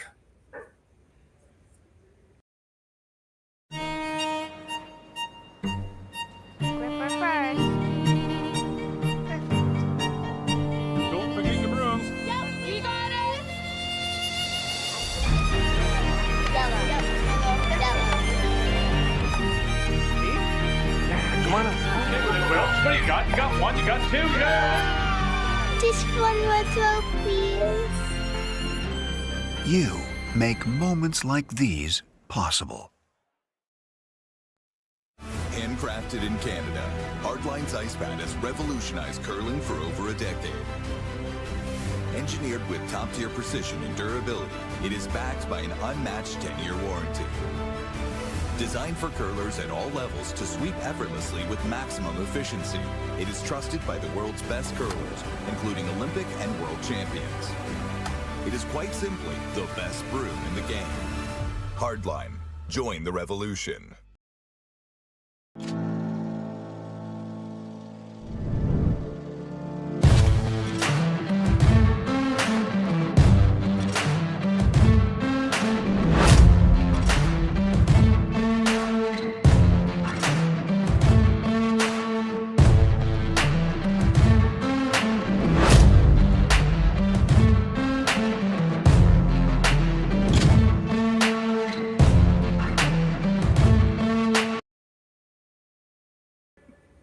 So we're back after a big steal of one by Team Kiist in the fifth end.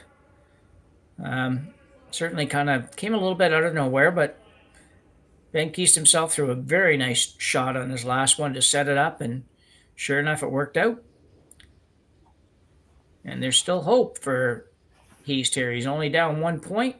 If he could ever steal one more point, he'd be back to even with control in the even ends. It would be pretty good.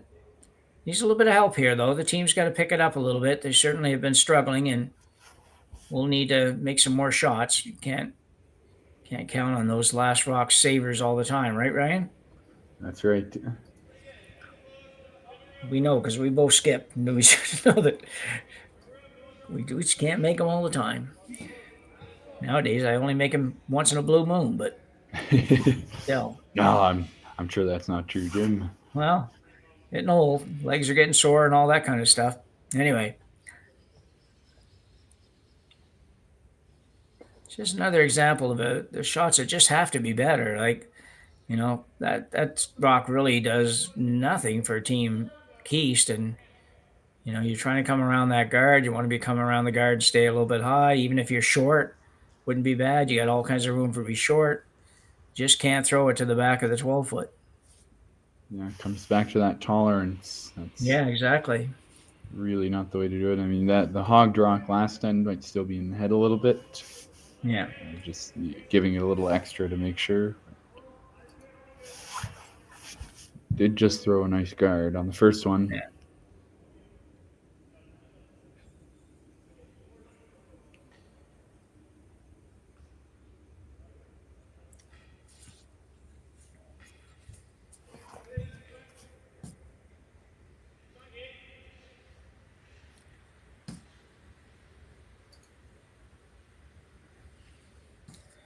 So Noah Mason Wood, I'm sure, is going to be asked to play a freeze here.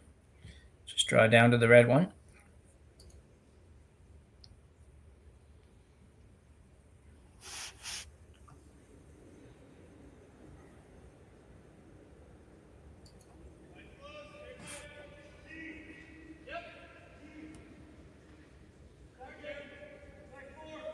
He's all over the guard.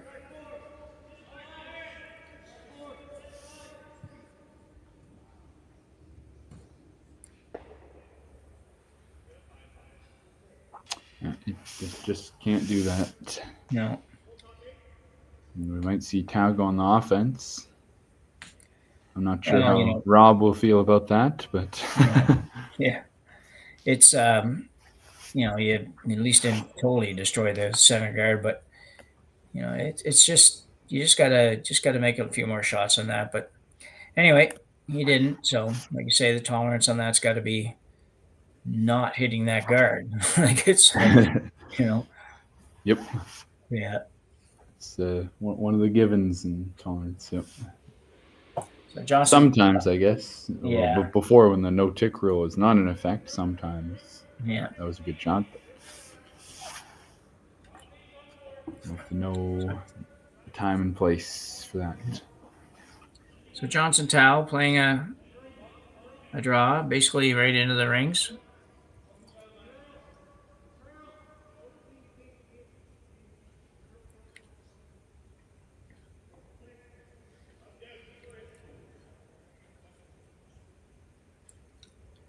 I don't know you want to play all those around in the center of the house like that, but only other thing you could have done, maybe split it up a little bit. So Ben Kiist now trying to figure out what he can play and have the guys make for him. He can play a little bit of a hit. He's back in the game, so he can kind of play a little bit of a normal game, but at the same time, I think that this shot, I think I would just have him come down, move it around a little bit, and sit right there would be good. Noah Mason Wood, again, left-hander. This one looks better for sure. Gonna come up. Don't bounce too much. Good shot. Didn't really end up probably quite as good as I thought it might for a minute, but Yeah, a lot of yellows in there. Yeah. Yeah, exactly. There's getting to be a whole lot of yellows in there.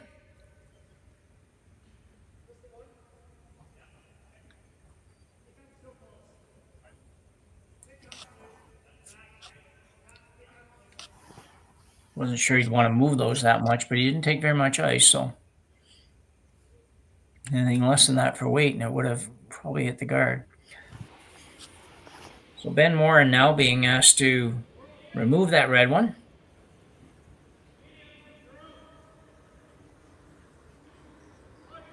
Lots of room to make this happen. Got a great big hole right back there. There it goes.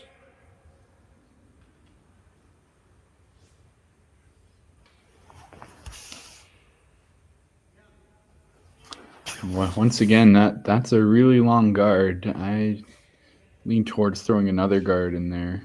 Yeah. If you can put it just biting the center line wide open, yeah, it's not a bad spot because you could easily run it into the yellow one. Yeah. I just don't know if this guard's good enough to use, even if you make this shot perfect. Guess we will see.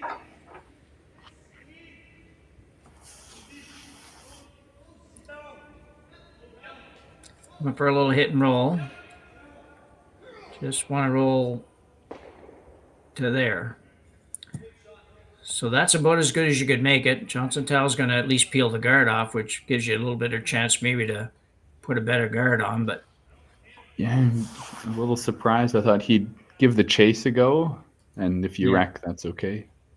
But yeah, it's that shot can get you in trouble sometimes when you do that. But these guards are so long that I don't think it would really cause you very much grief. I think if you went after the back one, you'd be fine. The guards are high enough that if you're ever going to hit them, you're going to hit them early and roll away. But Anyway, he's Yeah. peeling it. Jaden Newitt. No trouble with this one. Will you do anything on that red? He does. Takes out the corner guard red. Doesn't change too much over there.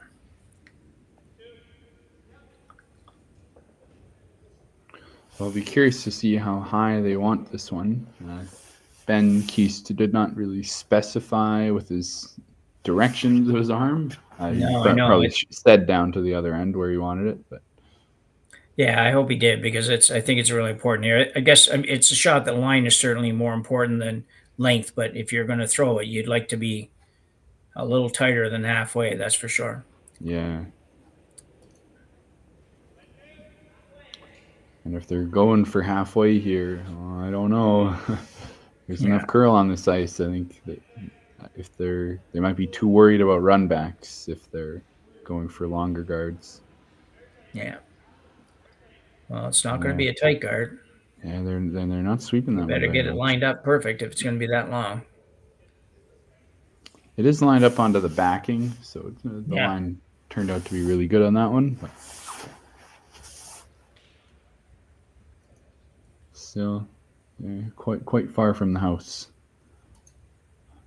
Yeah. So Jaden will be asked to play another peel, and then the guessing game happens.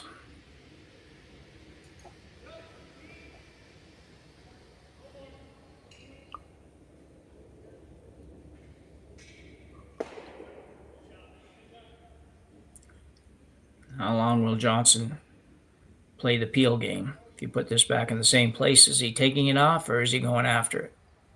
Yep.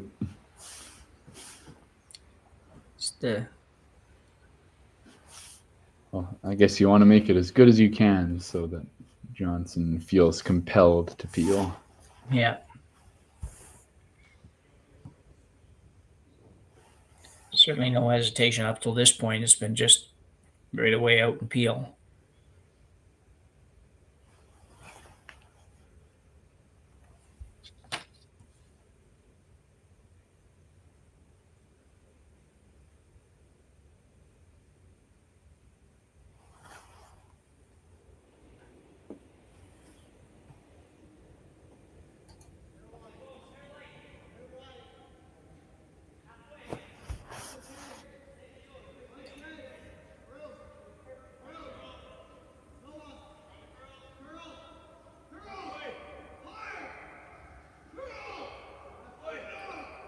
Got to get it over further than that.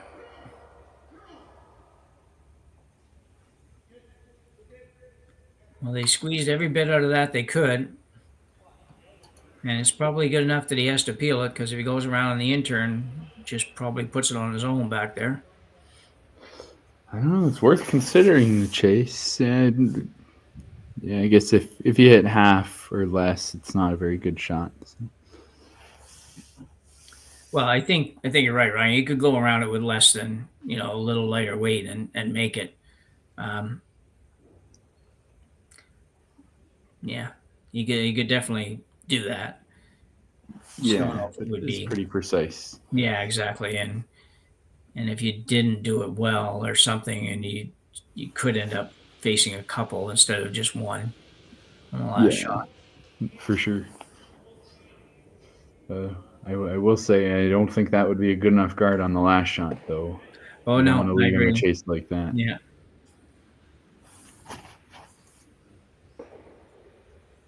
And they are going to guard. They really, really want to steal here, which is understandable. Yeah, definitely all in on that. If you wanted to force, you could just draw down to the back one. You could hit the one that's there for that matter, I suppose, but if you didn't want to hit something, you could draw down to the back yellow and be sitting two and be pretty safe as far as only giving up one. Of course, wouldn't be bad here, but Ben Society hasn't had many opportunities to do this kind of thing, so going to take advantage of it while it's there.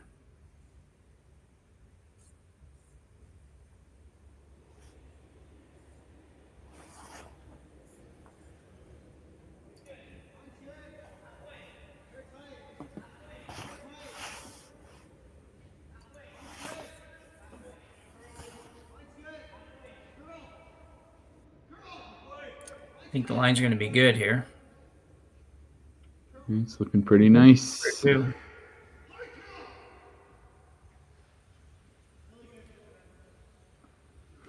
Again, a little long, but yeah, I think the line's good enough.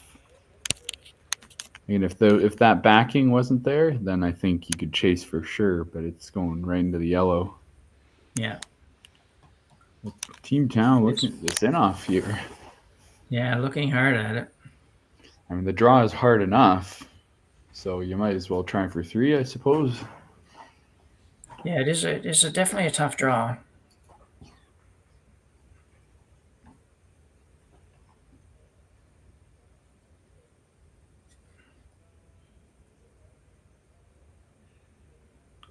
But I do think it made sense for Kiist to throw up the guard. Even if you force Tau to 1 in the 6th end here, you need a steal or 3 points at some point to win the game. So this is a pretty good opportunity to do that. So might as well just get it out of the way. Yeah, I'm not against that. If the draw was a little bit easier, if you had a little more to work with other than just basically the button, I think the draw would make more sense. I just think you just can give away points sometimes going for a shot you don't need to, because up 2 would be a pretty secure position right now. But the draw is no gimme, so and he certainly can throw the big weight. Well, it's on its way. Johnson Tau, it's going to be in the neighborhood. It's going to curl a little bit more close. Does he have enough for 1? Yeah, it looks like 1. So definitely didn't get the big end, but did score 1, and Johnson Tau takes a 4-2 lead after 6. Certainly comfortable. But Ben Kiist has to feel pretty good about still playing at this point. So we'll go to the 7th end with a 4-2 score when we come back from the break.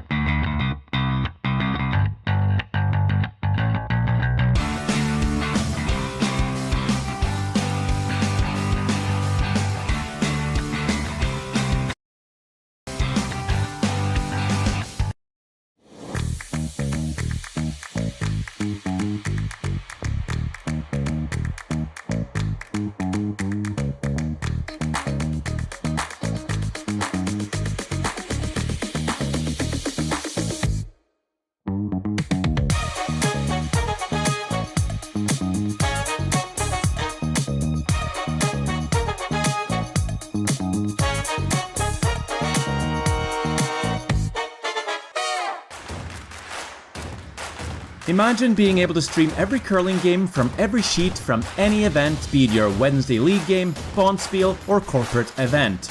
Curling Stadium offers an all-inclusive streaming solution featuring high-quality cameras, ease of use, great reliability, and minimal installation. Offering your sponsors customizable ad space on your streamed curling games and being able to sell video packages to your corporate events for increased revenue. With Curling Stadium, you can stream to any device, be it your mobile phone, tablet, or computer. Push the feed to your desired platform, be it Facebook, YouTube, or any other social media. Curling Stadium is simply the way forward. Where it's commonplace in other sports to televise every game, we want to do the same. Curling is a global sport, and it's time it gets the coverage it needs. Make your curling club the next Curling Stadium. So we have a tight one here in the men's final of the Saville Under-25 Challenge, presented here by Curling Stadium Edmonton. And we are at the Saville Curling Center, where we have a 4-2 score for Team Tau over Team Ben Kiist. And Kiist is very much in this one, despite having some pretty heavy struggles.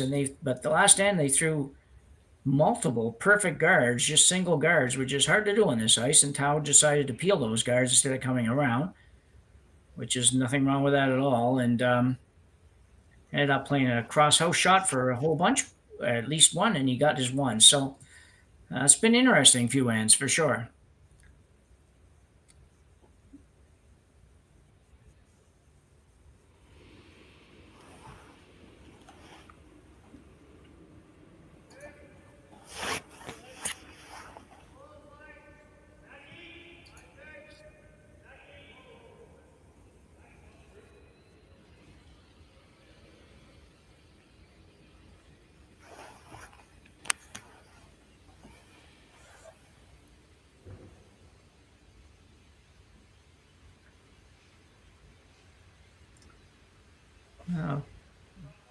Rare miss here for Team Tau, but I don't know if you can say nothing's important, but I don't know how important that was. I don't think it was going to change too much here, but Kiist now asking Whitmire to come around the corner guard. Corner guard again, as you can see in the overhead, is a long ways out there.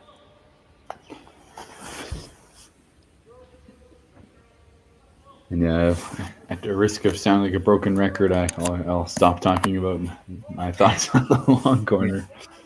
The long center seemed to work last end, so can't be too critical. I guess the one thing with Andrew Knowles going through the house there was it left the chance to sit shot rock behind the corner guard. Yeah. So it was a little bit worrisome.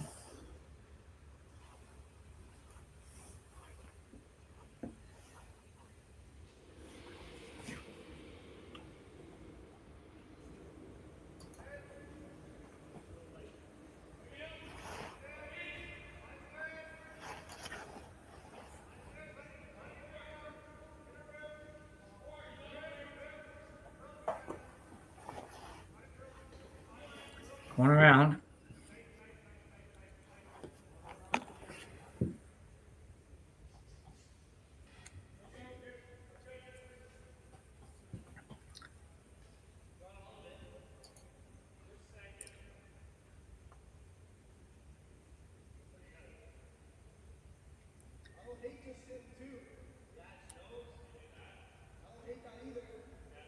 Interesting to see how they play this one out.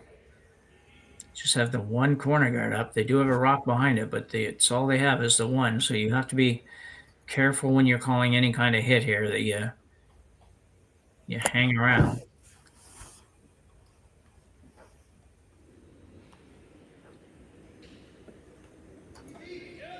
Mason Wood.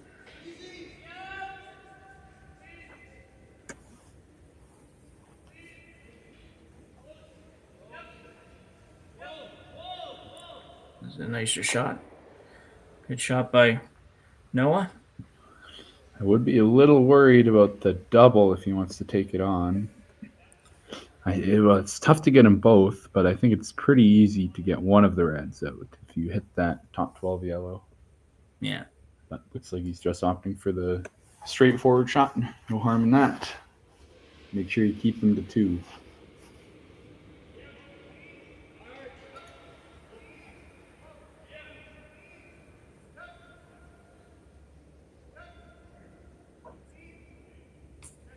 Snuck a by.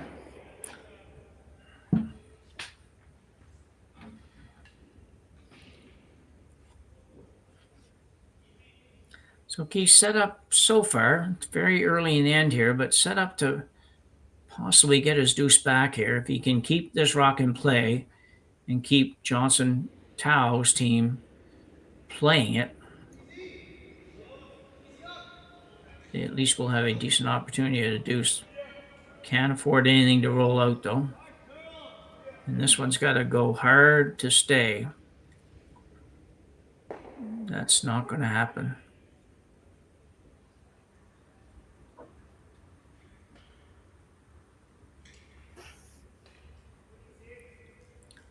You have to believe that Tao's going to peel that corner. You called it.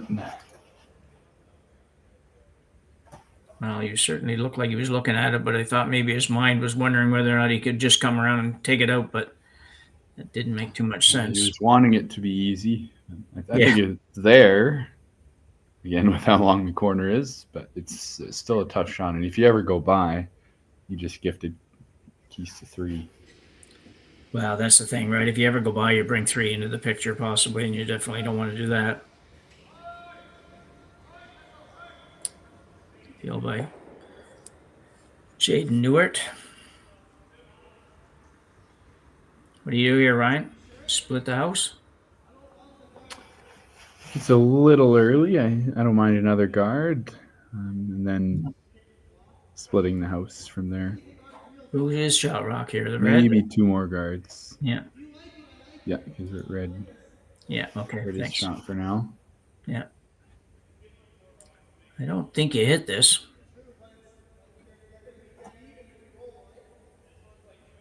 I just don't like the chances of it. Yeah, like I like the idea of hitting the yellow because it takes the force out of the equation. It's either a deuce or a blank, but Okay. this is a great chance for two, so no need to throw it all away. If Yeah. you nose that or roll out,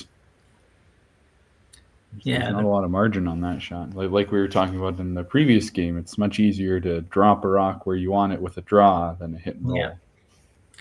Well, yeah, exactly. I just kind of figure it's yeah, same things that you just said. I think if you're gonna need to get two, you might as well get it this end if it's set up rather than wait. But and if you're if you're gonna roll out, then you're gonna roll out. Then blank is probably what's gonna happen anyways.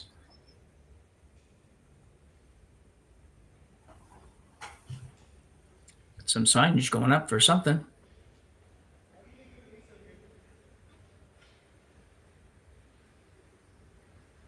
Interesting. I'm trying to use the yellow as a guard, and maybe a chance for three there. I would be a little worried about yellow having a chance to roll off the side red and behind. Yeah. So where does he want this one to end up again? Looks like back 4, back 8. Okay. Somewhere in there, right behind the yellow rock. I guess the only thing I can think of as far as the theory goes, that if you do that, and if Tao decides to hit the one that's open, but he might not, but if he does try to hit the one that's open, you come around again and you try to bring a 3 into the picture at the risk of him running something back and taking them all away. But I guess sometimes you take that risk. I'm just not sure that I'd be ready to do that right now. For sure. And that brings into play kind of what we were talking about last game as well, the Mark Dacey, Randy Furby Briar final. Yeah.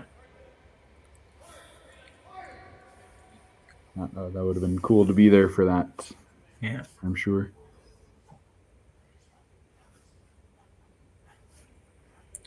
So here we go. Well, that unfortunately did not fit the bill. It is open, so you can hit it any time, and you have a decent opportunity for a double.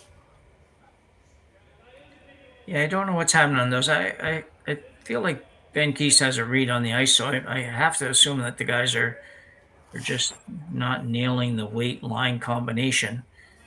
I mean, that certainly never came anywhere close to where they wanted it to be.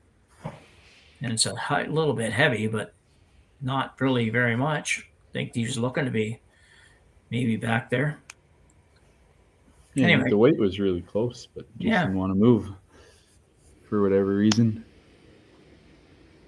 So Jaden Newark playing the hit, not really playing the double, but I'm sure thinking about the double. He can't afford to go by the whole thing. Oh, that's getting close. Oh, he's okay. He's close. He's really close to making this. And did he get it out? Not quite, but that's a heck of a curling shot. Very nice. Does make one wonder if you draw the open side there, that's not going to happen. But anyway, it's Yep. Sometimes you just got to take your risks where you take them. Still not over here yet. Make this one and roll behind this guard. And then you really make Well, think here. Yeah, exactly. Yeah, Tal might go play the run back to make it, but if he ever misses it, you're sitting 3 again. So, got to make a good shot here, though.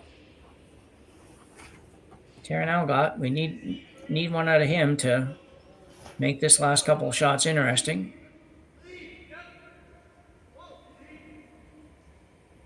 It's going to be in the neighborhood, that's for sure. Whitmire trying to get some curl. Well, it's not very much buried, but it's at least partially buried. Makes things interesting. I don't think you're going to be throwing the double at this. If you make the double here, I got to believe it's almost a mistake. I think he's looking at if he can pretty safely slash the yellow one if there's no hole. Yeah. to go between the reds, then it's not a very difficult shot. No.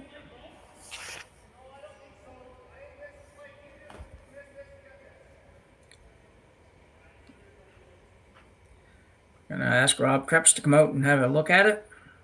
Or just not come out, just stay there and have a look at it. But will be interesting to see what they play here.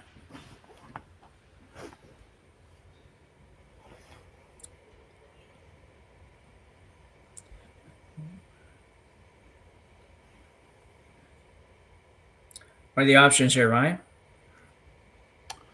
Well, you could freeze down to the red. Don't like that at all. Leaves a yellow double. You can chase onto the button, so throw maybe a hack weight. But that's a little risky. You know, it's a precise shot. You could go by. You could hit the top yellow. Myself, I think I can't quite see the angle perfectly, but I like the yellow slash the most, I would say. I don't think there's a hole between those reds, so you can try to stick it and sit two, but if you're a little off, you'll either roll out on the back rock or hit the back 12 rock. Yeah, I don't mind this. He's giving him two. He's going to have a chance to split the house, do an in-turn draw to the wing. But this is the safe he's going to call. hit the back one by the look of it. Yep. It does make the next shot interesting because Kiist could come around. Could. I feel like he's just going to split the house. That would be the safe thing to do. No, I would have thought that, except for a couple of shots ago. I just figured that it was the natural thing to do. At this point, you could play around on the in-turn and get it partially buried and behind the yellow and force Tao to do something, although it shouldn't be a difficult shot for him, but you do run the potential of a 3 that way. This shot, I guess, is the same thing, though. I suppose if you're coming this way, you bury it behind that yellow and hope for a miss of some sort.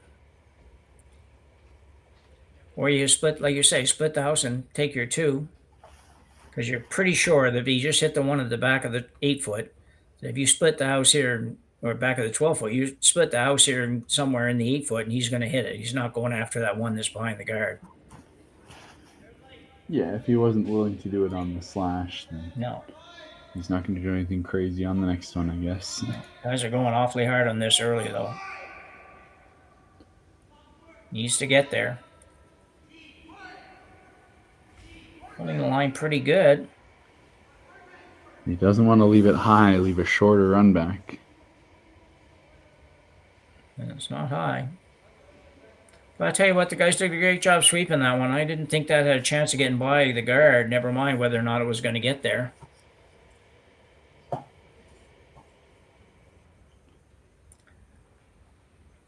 Pretty short run back, though, and it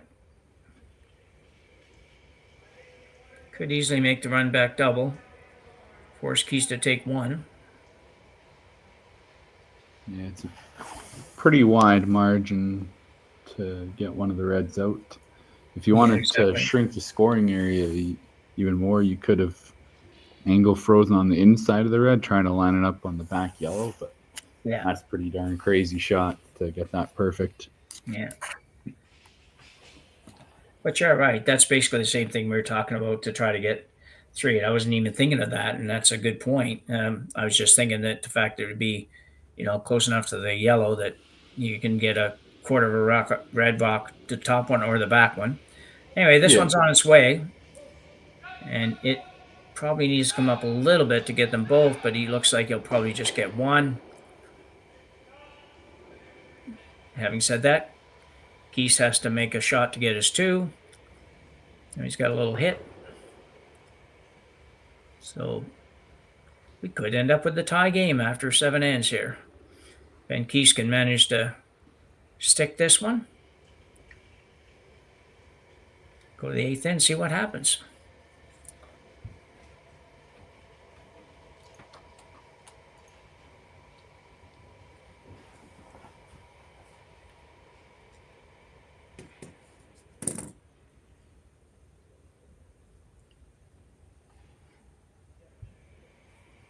So a real big shot for Ben Kiist and team.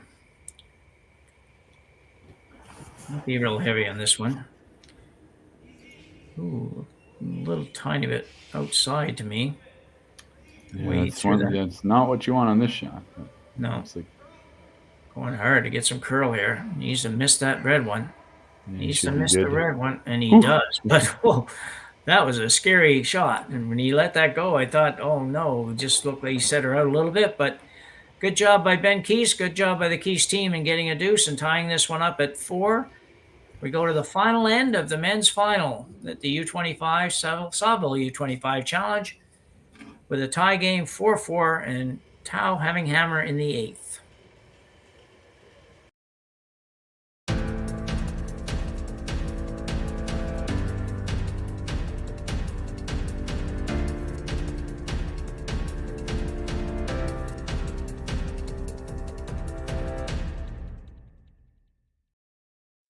I don't remember a time when curling wasn't a part of my life. When I wasn't putting in the sweat and hard work to be the best that I can be. Clocking in the time, the effort to practice day in, day out. Curling is more than just a game. It's a family, a community. And when it's time to play, I know I'll be ready. Hardline, supporting hundreds of our next generation athletes. Join us this March for the House of Hearts Charity Bonspiel in Duluth, Minnesota. Help raise funds for Project Joy, who provides meals for hungry kids in our community. Every donation helps to ensure no child goes hungry. Join us and make a difference. Together, we can spread joy.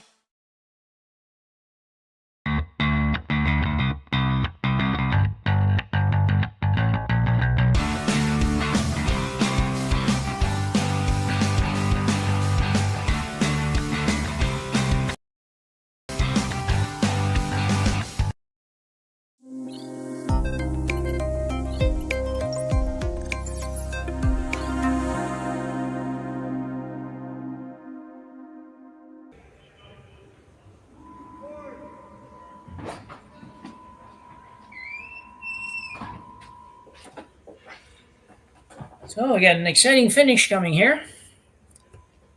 Nice center guard too, touching the center line, can't be moved around.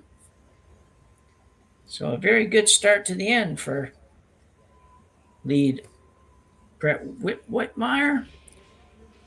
The Kiist team has had a little trouble getting in started, so that's a good start.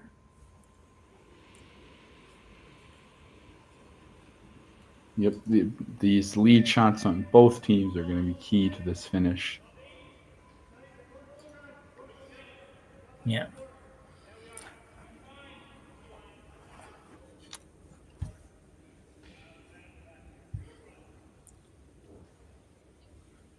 Come around for Andrew Noel.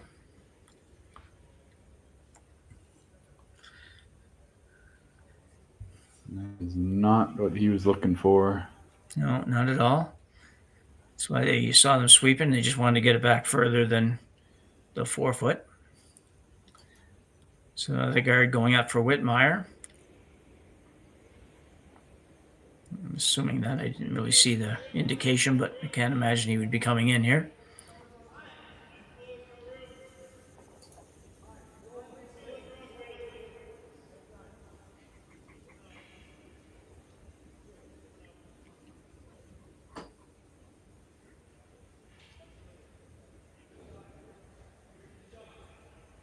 Oh, well done. I mean, not as much spacing as you'd like to have, but it's hard when that first one gets to the halfway mark. It's hard to get the other one to be too far away from it.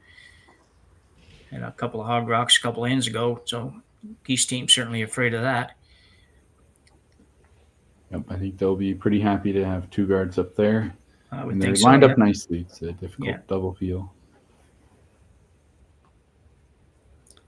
So Andrew Nell, try to do a little better on this one. Really like this to be above the tee line.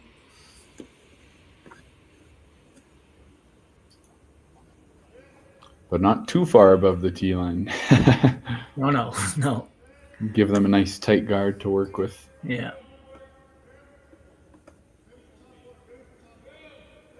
And this one's looking much better.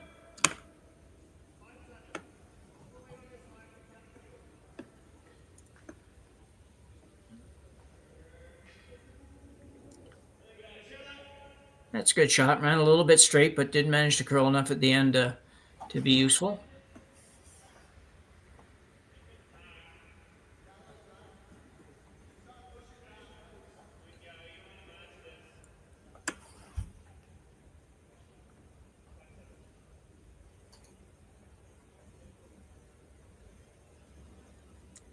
It's an interesting shot. I would think maybe you just bump this back to the back of the 4 foot, back of the 8 foot somewhere, but I'm not sure if what he's playing for weight on this. Not a lot of ice, but it looked like he wanted just a tap back.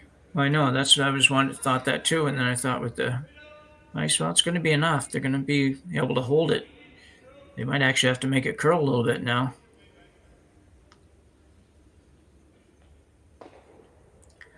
Nice shot by Mason Wood. Great spot. You lock a red rock on there, you might as well shake hands. Yeah. So a little front end picking up their game here for Team Kiist in the 8th end. Well, to be fair, for the last couple of ends. So it's a little rocky there for a while, but 3 good shots here.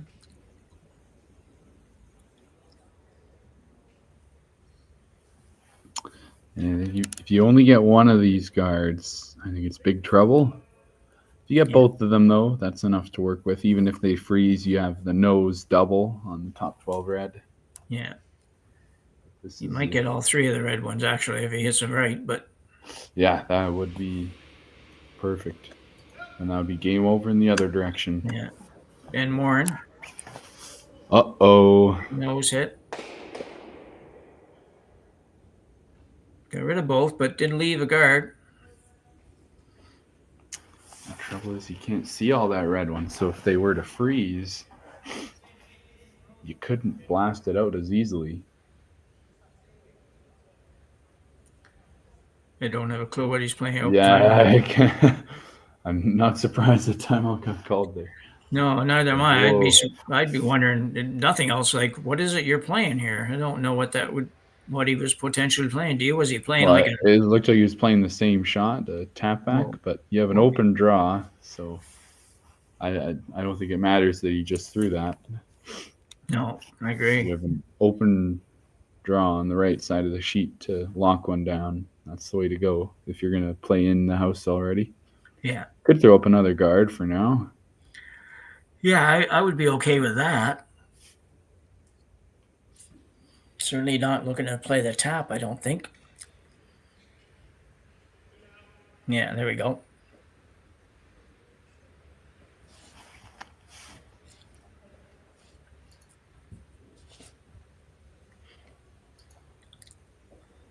So Noah, Mason Wood.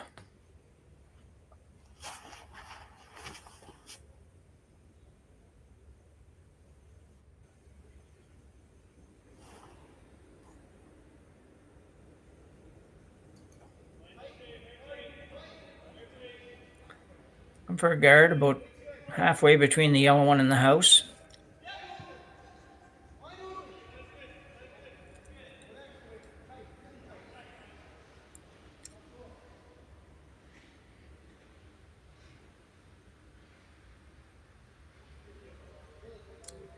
That's a good shot. So 4 very good shots from the front end for Team Kiist here.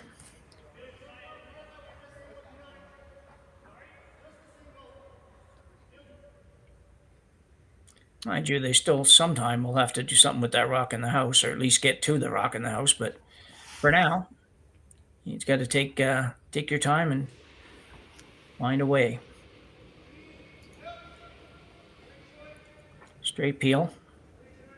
Yeah, I thought he might give the double peel a crack, but it is a long way. So lots of rocks left this end. So just make sure you get out of the way. Yeah. The question is, how long do you wait before you try to get in there? I don't know if you can wait till Kiist last stone, because I guess you could. There's enough room to get in there.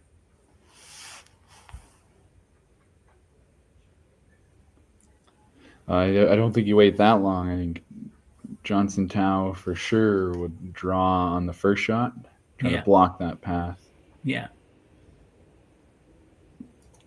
And then Johnson Tao's trying to play that guessing game too. Yeah. When are they going to make their move? Do I want to draw on thirds rocks? Well, this one's going to be a little deeper than they want.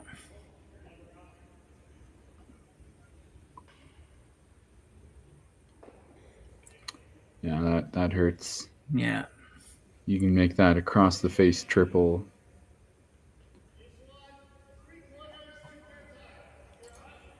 Yeah. See which way he's going to hit this. I think it'll drag that way anyway, so. Yep.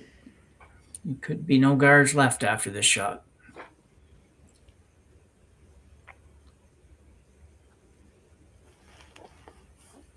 Just much too deep. Jaden Newitt, resetting.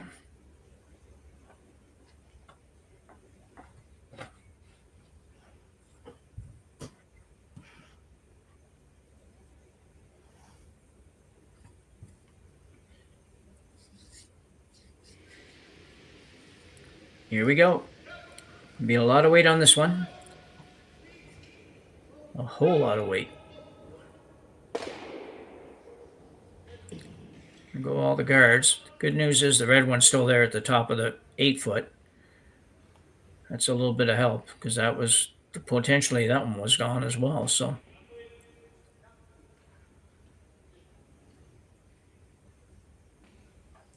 gonna make a move now. I like the guard for now. I like the guard as well. But I like the other turn at this, just to kind of test out that draw path that Ben Kiist is going to be playing on his probably his first shot. Yeah, I'm not sure, Ryan. I thought he was going in too, but I don't know if he is because I'm with you. I don't understand why you'd ever go on this turn. I think the other turn. Like what I mean, like they're just throwing the guard on this one, but I'd like to see the path before I throw. Make sure that it's not slowing down on the other side of the sheet. Yeah. Yeah. You just can't be any deeper than about there. Whoa, holy cow. Whoa. Well, it's not too bad. I think it would have rather been a little lighter than that for sure, but yeah. I feel bad after all my talk of long guards. Yeah, I know. This one slips a little deep and I go. But it's different when there's another one in behind it that you're trying to protect as well, right? So. Yep. Yeah. This is a big shot. If you can get them both and get it over the yellow, or at least not stick it right on the button, then that'll be huge. Oh, he slid a bit tight on that one, I think, but he got it back. Might only get one. Yeah. It does.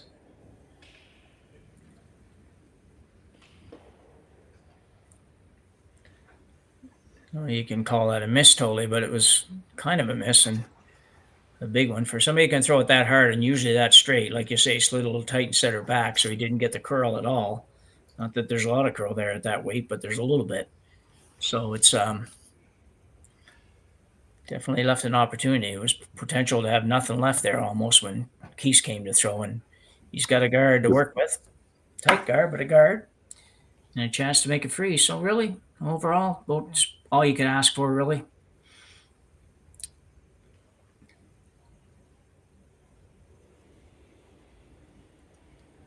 And Kiist first rock in the 8th in.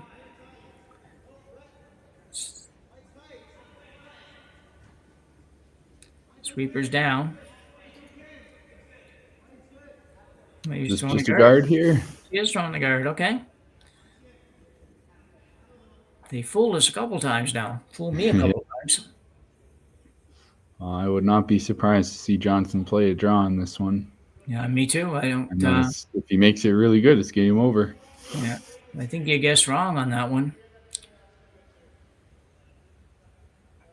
I'm surprised you wouldn't think that out a little bit differently, because if you're going to throw a guard on even a guard that's up to where that one is, well, I don't know for sure why you think the guy would peel that one, to be honest. I think most guys are going to go in here, and because even if you don't quite get shot rock, you're going to be in a, well, I guess no, you got to get shot rock on this. If you don't, then he's guarding for his life and may not get here. Anyway, we'll see. Maybe it'll work out in the end. You never know.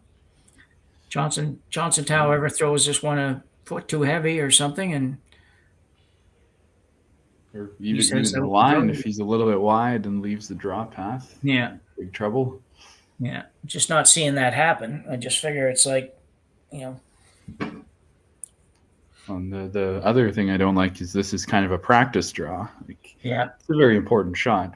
Well, especially with the one back button there, you can freeze that on and pretty much take the game away. But it gives Johnson a chance to find his draw weight before the last shot. Yeah. Might end up forcing Kiist to play the intern come around on the red there, which is much tighter, much tougher, obviously. And we saw him try that in the fourth end, I believe, and it did not want to curl at all. Did not curl, no. Oh, my. This is not a good shot. Oh. Wow, they're lucky they swept it at least to there. He was just 2 feet from total disaster. That is not the tolerance. Yeah. No, I'm surprised to see that. That you don't expect that for sure.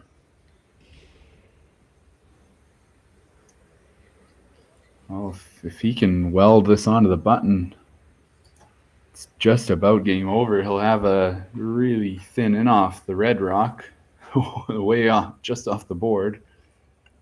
Yeah. But that's no gimme. Not even for.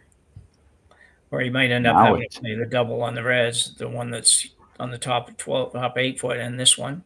Oh, I think the guard's too much in the way to do anything. Oh, right, yeah. Yeah, right. Yeah, so, yeah, that's right.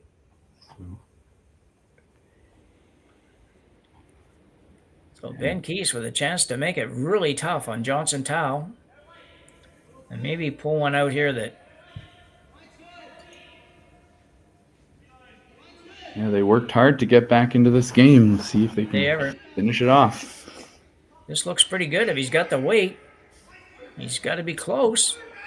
He's really close. Can he get there? Will it get there? And it does. He shot rock. Just enough. I think, anyway. Definitely shot, yeah. But the problem is yellow is 2, 3, 4. So if he can make that red rock disappear somehow, like maybe even just pick it out, you can clip the back yellow. It just, as long as one yellow stays in there. Well, that was a nice shot under a whole lot of pressure for Ben Kiist, though. It sure was. A great team shot, nice throw, excellent sweeping, and a very solid line call to get it down there. Team played a good end. They had a couple guards went a little deep, and they got away with them. But for the most part, Kiist team this end has played quite well. Played pretty well the last few ends. Got another timeout coming.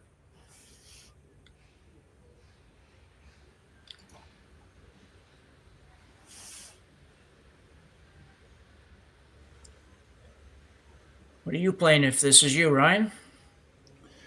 Yeah, you can't see much past the guard, but I think the pick is the easiest shot for sure. Yeah. You'd have to get past nose to tap it out, so I don't think that's possible. And I'm not loving the look of that red in off, hitting an eighth of that side red and coming back in. Do you think you can get enough curl on the intern side to get to the red that's in the maybe 12 foot? Because you wouldn't have to do much if you just can hit it onto the nose of the other one. Yeah, it's probably there. But you have to hit it pretty thick. If you cross the face of the red at all and get it back, going back into the yellow, it's game over. Yeah. So I think I'd be going for the pick here. But yeah, I was going to say, I think there's two options, and that's this one or the pick. So whichever one you feel, I guess. This would have been a whole lot easier for him if he'd thrown his last one about 8 feet shorter. Yep. I think it would be a lot easier. I don't know where Kiist would have went. But anyway, here's what we got it coming, and definitely an opportunity. And you got to give Team Kiist props for coming back. It was looking a bit rough in the first half, but they no matter what their way happens back. on the shot, That freeze in the fifth end, especially. My goodness. Yeah. No, you're right.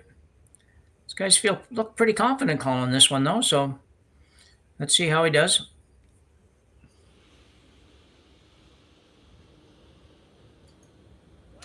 Nice clean throw. Yeah. The inside sweeper's Well, going. it's And all he's over on the the guard guard. already. Wow. Holy cow. Nothing weird can happen here, I don't think. So, surprise ending to this game, I must say. And Team Kiist will steal the last end against Johnson Tao, pick up a 5-4 victory in the men's final of the Saville U25 Challenge here at the Saville Curling Center. So for Ryan, Jacques, and myself, we thank you for joining us. Pleasure to be with you all weekend long, and we will see you again down the road. You betcha. Always a pleasure, Jim. Yeah, thanks, Ryan. Cheers.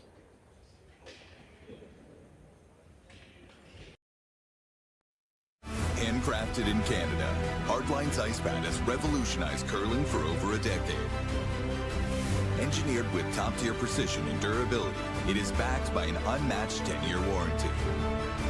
Designed for curlers at all levels to sweep effortlessly with maximum efficiency, it is trusted by the world's best curlers, including Olympic and world champions. It is quite simply the best broom in the game. Hardline. Join the revolution.